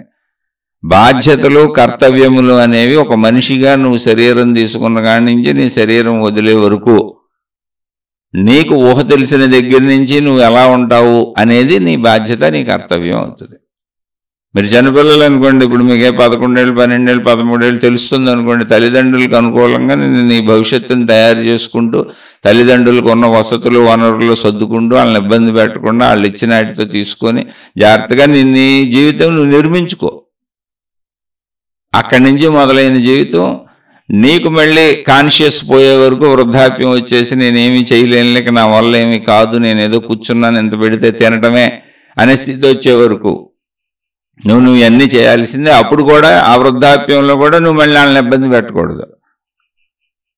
అక్కడ కూడా నువ్వు ఉన్నంతలో జాగ్రత్తగా ఏమైనా నాకు ఇది సరిపడతలేదు, ఇది సరిపడింది, నేను ఇలా తింటాను, ఇలా ఉంటాను, నా ఆరోగ్యం దెబ్బతింటుంది, కొంచెం నాకు చేసి పెట్టండి అని అడగాలంటే. మంచి అంటే అది, ధర్మము అంటే అది. అంతే తప్ప ఇతరులను మార్చే అవకాశం అసలు దేవుడికి కూడా లేదు. ఎందుకంటే దేవుళ్ళు వచ్చారు, మార్చలేకపోయారు. ఈ రోజుకి కూడా మనం మళ్ళీ మంచి చెడు చెప్పుకుంటున్నాం, మోసాలు అన్యాయాలు వద్దంటున్నాం. అంటే అర్థం ఏంటి? ఎంతమంది దేవుళ్ళు వచ్చారు, ఎంతమంది దేవుళ్ళు ఇప్పుడు ఉన్నారు, అసలు ఈ ఉన్న దేవుళ్ళు అందరూ ఏం చేస్తున్నారు, వచ్చిన దేవుళ్ళు అందరూ ఏం చేశారు, ఈ మతాలన్నీ ఏం చేస్తున్నాయి, మతపు దేవుళ్ళు అందరూ ఏం చేస్తున్నారు, మరి మహిమలు మాయలు అని ప్రకటించే గురువులు అందరూ ఏం చేస్తున్నారు, చెడును ఎందుకు నశింప చేయలేకపోయారు అంటే ఎవరిని విమర్శించట్లే నేను. ఆలోచించండి మీరని చెబుతున్నా. చెడు అనేది ఒక వ్యక్తిలో ఉన్నది, ఆ వ్యక్తే దాన్ని పోగొట్టుకోవాలి. చెడు మొత్తం సృష్టిలో లేదు, ఒక వ్యక్తి ప్రవర్తనలో ఉన్నది. ఎవరికాళ్ళు తను సరి చేసుకోవాలంతే. అది వ్యక్తిగతంగా ఎవరికాళ్ళు చేసుకోవాలి. కాబట్టి సృష్టి శక్తి, దైవశక్తి ఏం చేస్తుంది? నీ కర్మఫలితాన్ని నువ్వు అనుభవించమంది. ఇప్పుడు గురువులు, మహాత్ములు, మహిమలు, మాయలు అని చెప్పేదంతా కూడా ఊరిని బూటకాలు, నాటకాలు తప్ప ఏమి లేవు. ఎవరు చేసిన కర్మలు అనుభవించాలి. ఆ గురువులు కూడా మనుషులే. గురుకుని అది వృత్తిగా పెట్టుకుంటే వాళ్ళు గురువులు అన్నారు. ఒక ఆయన ఐఏఎస్ అన్నారు, ఒక ఆయన ఐపీఎస్ అన్నారు, ఒక ఆయన కలెక్టర్ అన్నారు, ఇంకో ఆయన పోలీస్ ఆయన అన్నారు, ఇంకో ఆయన బ్యాంక్ ఆయన అన్నారు. అలా ఒకళ్ళని గురువులు అన్నారు. అది వృత్తిగా, జీవన వృత్తిగా పెట్టుకు అందులో వెళ్తున్న వాళ్ళని గురువులు, మహాత్ములు అని పిలుస్తారు ఊరికిన ఆధ్యాత్మికతలు. అంతేది. బయట మనం ఎలా ఉపాధ్యాయులని లేని అందరూ మనుషులేగా. ఉపాధ్యాయులు, డాక్టర్లు, ఇంజనీర్లు, కలెక్టర్లు ఎలా అంటున్నామో ఇక్కడ ఈ ఫీల్డ్లో వాళ్ళని గురువులు అంటారు. అంతే తప్ప వాళ్ళు మనుషులే. అక్కడేమి మహిమలు మాయలు ఉండవు. ఒక కోర్సు చదువుకుంటే డాక్టర్ అయ్యాడు, ఇంకోటి చదువుకుంటే మాస్టర్ అయ్యాడు, ఇంకోటి చదువుకుంటే ఇంజనీర్ అయ్యాడు, ఇంకోటి చదువుకుంటే ఇంకోటి అయ్యాడు. అలా ఏ పేరుతో వచ్చిన వాళ్ళు ఆ చదువుకున్నోళ్ళు. అలాగే ఇందులోనే వెళ్తూ ఇదే మాట్లాడుతూ ఇది చెబుతున్న వాళ్ళని గురువులు, మహాత్ములు అంటారు తప్ప అక్కడ గురువులు కాదు, మహాత్ములు కాదు, అందులో పెద్ద విశేషత లేదు. అందరూ మనుషులే. డాక్టర్లు ఎలాగో, ఇంజనీర్లు ఎలాగో వీళ్ళు ఇది చదివారు. ఆ ముందు మహాత్ములు చెప్పినవన్నీ చదివి ఆ జ్ఞానాన్ని అందరికీ చెబుతున్నారు అంతే. మహిమలు మాయలు ఎవరన్నారో చదువు లేకుండా, ఆధ్యాత్మిక చదువు కాకుండా, ఆత్మజ్ఞానం చదువు కాకుండా మహిమలు మాయలు, మంత్రాలు, యంత్రాలు, తంత్రాలు అని ఎవరు మీకు చెప్పి ఆధారాలు లేకుండా, నిరూపణలు లేకుండా నమ్మండి, నమ్మితే మీకు ఇవన్నీ జరిగిపోతాయి, మిమ్మల్ని రక్షిస్తాం, కాపాడుతాం, రూపాయి ఇస్తే 10 రూపాయలు వస్తుంది, 100 ఇస్తే 1000 వస్తుంది, మీరు దేవుడికి ఖర్చు పెట్టినవన్నీ మీకు లక్షల రెట్లే తిరిగి వస్తాయి, మీరు అది మా దగ్గరికి వచ్చి సేవలు చేయండి, ఖర్చు పెట్టండి అని చెప్పేవాళ్ళు అంతా కూడా మీకు తప్పే చెబుతున్నారు. అయితే మీకు ఇష్టమై మీరు ఖర్చు పెడితే అందులో తప్పేం లేదు. మీరు తిరిగి వస్తుంది రూపాయి ఇస్తే 10 వస్తుంది, 100 వస్తే 1000 వస్తుంది అని ఖర్చు పెడుతుంటే మాత్రం మీరు పేకాట ఆడుతున్నట్టే, జోదం ఆడుతున్నట్టే. దేవుడి దగ్గర అది దేవుడి జోదం అంతే. అలాంటివి ఆడబాకండి. దేవుడి మీద గౌరవంతో ఖర్చు పెట్టండి, మతం మీద గౌరవంతో ఖర్చు పెట్టండి, గురువు మీద గౌరవంతో ఖర్చు పెట్టండి, జ్ఞానం మీద గౌరవంతో ఖర్చు పెట్టండి. అది మంచిదే. 10 మందికి మేలు జరుగుద్దని ఇంత అన్నానికి పెడుతున్నామంటే ఖర్చు పెట్టండి, 10 మందిని చదివిస్తున్నామంటే ఇవ్వండి. అది మంచి పనులే. అది మీరైనా చేయొచ్చు, వాళ్ళకైనా ఇవ్వచ్చు, అది మీ ఇష్టం. అంతే తప్ప మహిమలు మాయలు ఉండవు. రెండవ వాడు ఉండడు, రెండవ వాడిని మార్చడం అనేది అసలు ఇక్కడ కుదరదు. స్త్రీలైనా పురుషులైనా నిన్ను నువ్వే మార్చుకోవాలి. కాబట్టి ఇతరులు అనే సబ్జెక్టు ఆధ్యాత్మికతలో ఉండదు, ఎప్పుడూ నేనే. కాబట్టి ఇతరుల్ని మార్చడం కుదరదు. ఇతరుల ఆలోచనలను మనకున్న ఆలోచనలను బట్టి అర్థం చేసుకోవాలా, లేకపోతే ఇంటెలిజెన్స్ అంటే సాక్షిభావం అన్నారు. ఇంటెలిజెన్స్ అంటే ఏంటో, సాక్షిభావనతో ఇంటెలిజెన్స్తో అర్థం చేసుకోవాలండి. అర్థం చేసుకోవడానికి సాక్షిభావన ఏంటి? సాక్షిభావన అంటే చూడటమే, చేసేదేమి ఉండదు. అర్థం చేసుకుంటున్నాము అనుకుంటున్నాము అంటేనే మన భావాలకు తగ్గట్టు భావించుకుంటున్నాం. దీనికి ఒక మహానుభావుడు చెప్పిన అద్భుతమైనటువంటి సూత్రం ఉంది. జీవితంలో జీవించేటప్పుడు ఎలా జీవించాలి అని ఒక మహానుభావుడు చెప్పారు. ఆయన ఏంటో తెలుసా? ఎవరినైనా నువ్వు అర్థం చేసుకోవాలి అని అనుకుంటే, ఎవరినైనా నువ్వు గ్రహించాలి అని అనుకుంటే, అసలు ఆ మనిషిని అర్థం చేసుకొని నేను ఎలా ఉండాలి, ఎలా ప్రవర్తించాలి, ఎలా మాట్లాడాలి అని నువ్వు అనుకుంటే, నీ భావాలన్నీ వదిలే, నీ ఆలోచనలు వదిలే, నిన్ను నువ్వు వదిలే, ఆ మనిషి ప్లేస్లో కూర్చొని ఆ స్థానంలో నేనుంటే ఏం చేస్తానో అని ఆలోచించి చెయ్యి అని చెప్పారు. అది మీకు కుదిరితే అలా చేయండి.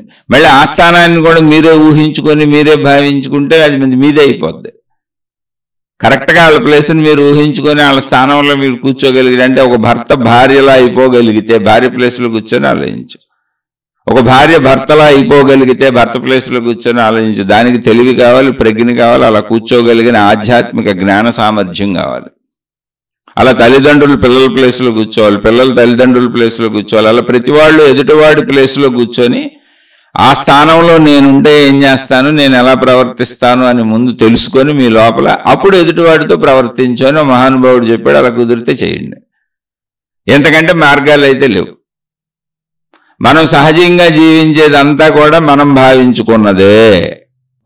కాబట్టి నన్ను అడిగితే నేను చెప్పగలిగింది ఏంటంటే, ఎదుటవాడి ప్లేస్లో కూర్చొని ఆలోచించే జ్ఞాన సామర్థ్యం, ఆధ్యాత్మిక జ్ఞాన సామర్థ్యం మీ దగ్గర ఉంటే అలా చేయండి. వాళ్ళ పట్ల సద్భావన ఉన్నవాళ్ళు ఎవరైనా అలా చేయగలుగుతారు. ముందు మంచి ఉండాలి హృదయంలో. లేదు, నువ్వు ఉన్నంత వరకు మంచిగా ఉండు, ఎంతకాలం ఉండాలని అడక్కు, కాలమే నీకు అన్ని సమకూరుస్తుంది. కాలం సమకూర్చే వరకు ఎదురు చూస్తూ ఉండు, నీ ధర్మం నిర్వర్తించు, నీ బాధ్యతలు నిర్వర్తించు. ఎందుకంటే నా జీవితంలోనే కాలం బోల్డ్ చేసింది. కాలంలో వెళ్ళిపోవాల్సిన వాళ్ళు వెళ్ళిపోయారు, రావాల్సిన వాళ్ళు వచ్చారు, మేలు చేసేవాళ్ళు చేశారు, మేలు చేయని వాళ్ళు వెళ్ళిపోయారు. అబ్బో ఎన్నో జరిగినాయి. అన్నీ సొంత విషయాలు కాబట్టి మనుషుల పేర్లతో చెబితే బాగోదు కాబట్టి చెబుతున్నా. కానీ పరిశీలించుకుంటే ఇది మీకు కూడా అర్థమవుతుంది. నాకు చక్కగా అర్థమైంది కాబట్టి నేను చక్కగా చెప్పగలిగాను. నేను భరించుకుంటూ వచ్చాను. ఎందుకంటే ఆధ్యాత్మికత నేను చిన్నతనం నుంచి చదువుకుంటున్నాను, అందుకని భరించుకుంటూ వచ్చాను. ఇక ఎప్పుడు విడదీయాలో అప్పుడు కాలమే విడదీసేసింది. మన ఇబ్బంది పెట్టేవాళ్ళని, అలా బాధ పెట్టేవాళ్ళని కాలమే పంపించేసింది. వాళ్ళే వెళ్ళిపోయారు. నేనైతే భరించుకుంటూ వచ్చాను. నేను ఎవరిని తోసేయలే, నేను ఎవరిని వదిలేయలే. ఆ సంఘటనలు అలా కల్పించింది, అలా వస్తాయి. కాబట్టి ఎంతకాలం భరించాలి అని అనుకోబాకండి. అసలు భరించేంత చెడ్డోళ్ళు పెద్ద విశేషం ఏమి ఉండదు. మన మనోభావాలు కొంచెం సర్దుకోగలిగితే, వీలున్నంత వరకు మరీ క్రూరత్వంగా మనుషులు ఎవరు ఉండరు, మరీ దారుణంగానే ఉండరు. కొంచెం అర్థం చేసుకుంటా వెళ్ళి కొంచెం క్షమించి, కొంచెం ప్రేమించి, కొంచెం అర్థం చేసుకోగలిగితే మనం మాట్లాడుకునే స్థాయిలో మన కుటుంబాలంతా హాయిగానే సాగిపోతాయి. ఆలోచించి చూడండి. అర్థమయ్యే అన్న బాగుంది అనుకుంటే ఆచరించే ప్రయత్నం చేయండి. అర్థం కాలేదు అనుకుంటే వదిలేసేయండి విషయాన్ని. లేదు అసలు సరిగ్గా చెప్పలేదు అనుకుంటే నేను సామాన్య మానవుడినే, నన్ను క్షమించండి. ఏదైనా జీవితం అనేది మన తరపు నుంచి మనం మంచిగా ఉండడమే ఆధ్యాత్మికం. కొంచెం అర్థం చేసుకోగలిగితే 100కి 99 కుటుంబాలలో అర్థం చేసుకోలేక వచ్చే సమస్యలే తప్ప పెద్ద విశేషాలు ఏమి ఉండవు. కొంచెం ఓర్చుకుంటే, కొంచెం అర్థం చేసుకుంటే అందరి జీవితాలు బాగుంటాయి. అంత దుర్మార్గులు ఇప్పుడు ఈ ఆధ్యాత్మికత ప్రశ్నలు వినేటువంటి కుటుంబాల్లో ఉండరు. ఎక్కడో దోపిడీ దొంగలు, ఇళ్ళు వాళ్ళు కోట్లలో, ఏదో కోట్లో 100 మందో 1000 మందో ఉంటారు. మామూలు కుటుంబాలన్నీ సహజంగా వెళ్తానే ఉంటాయి. కాబట్టి జాగ్రత్తగా అర్థం చేసుకోండి, కొంచెం క్షమించండి, కొంచెం ప్రేమించండి, కొంచెం అర్థం చేసుకోండి, కొంచెం మంచిగా ఉండండి, అన్నీ అద్భుతంగా వెళ్ళిపోతాయి. శుభమస్తు. మీకు మీ కుటుంబ సభ్యులకు మేలు చేకూరుగాక. మరొక కొత్త శీర్షికతో కలుసుకుందాం.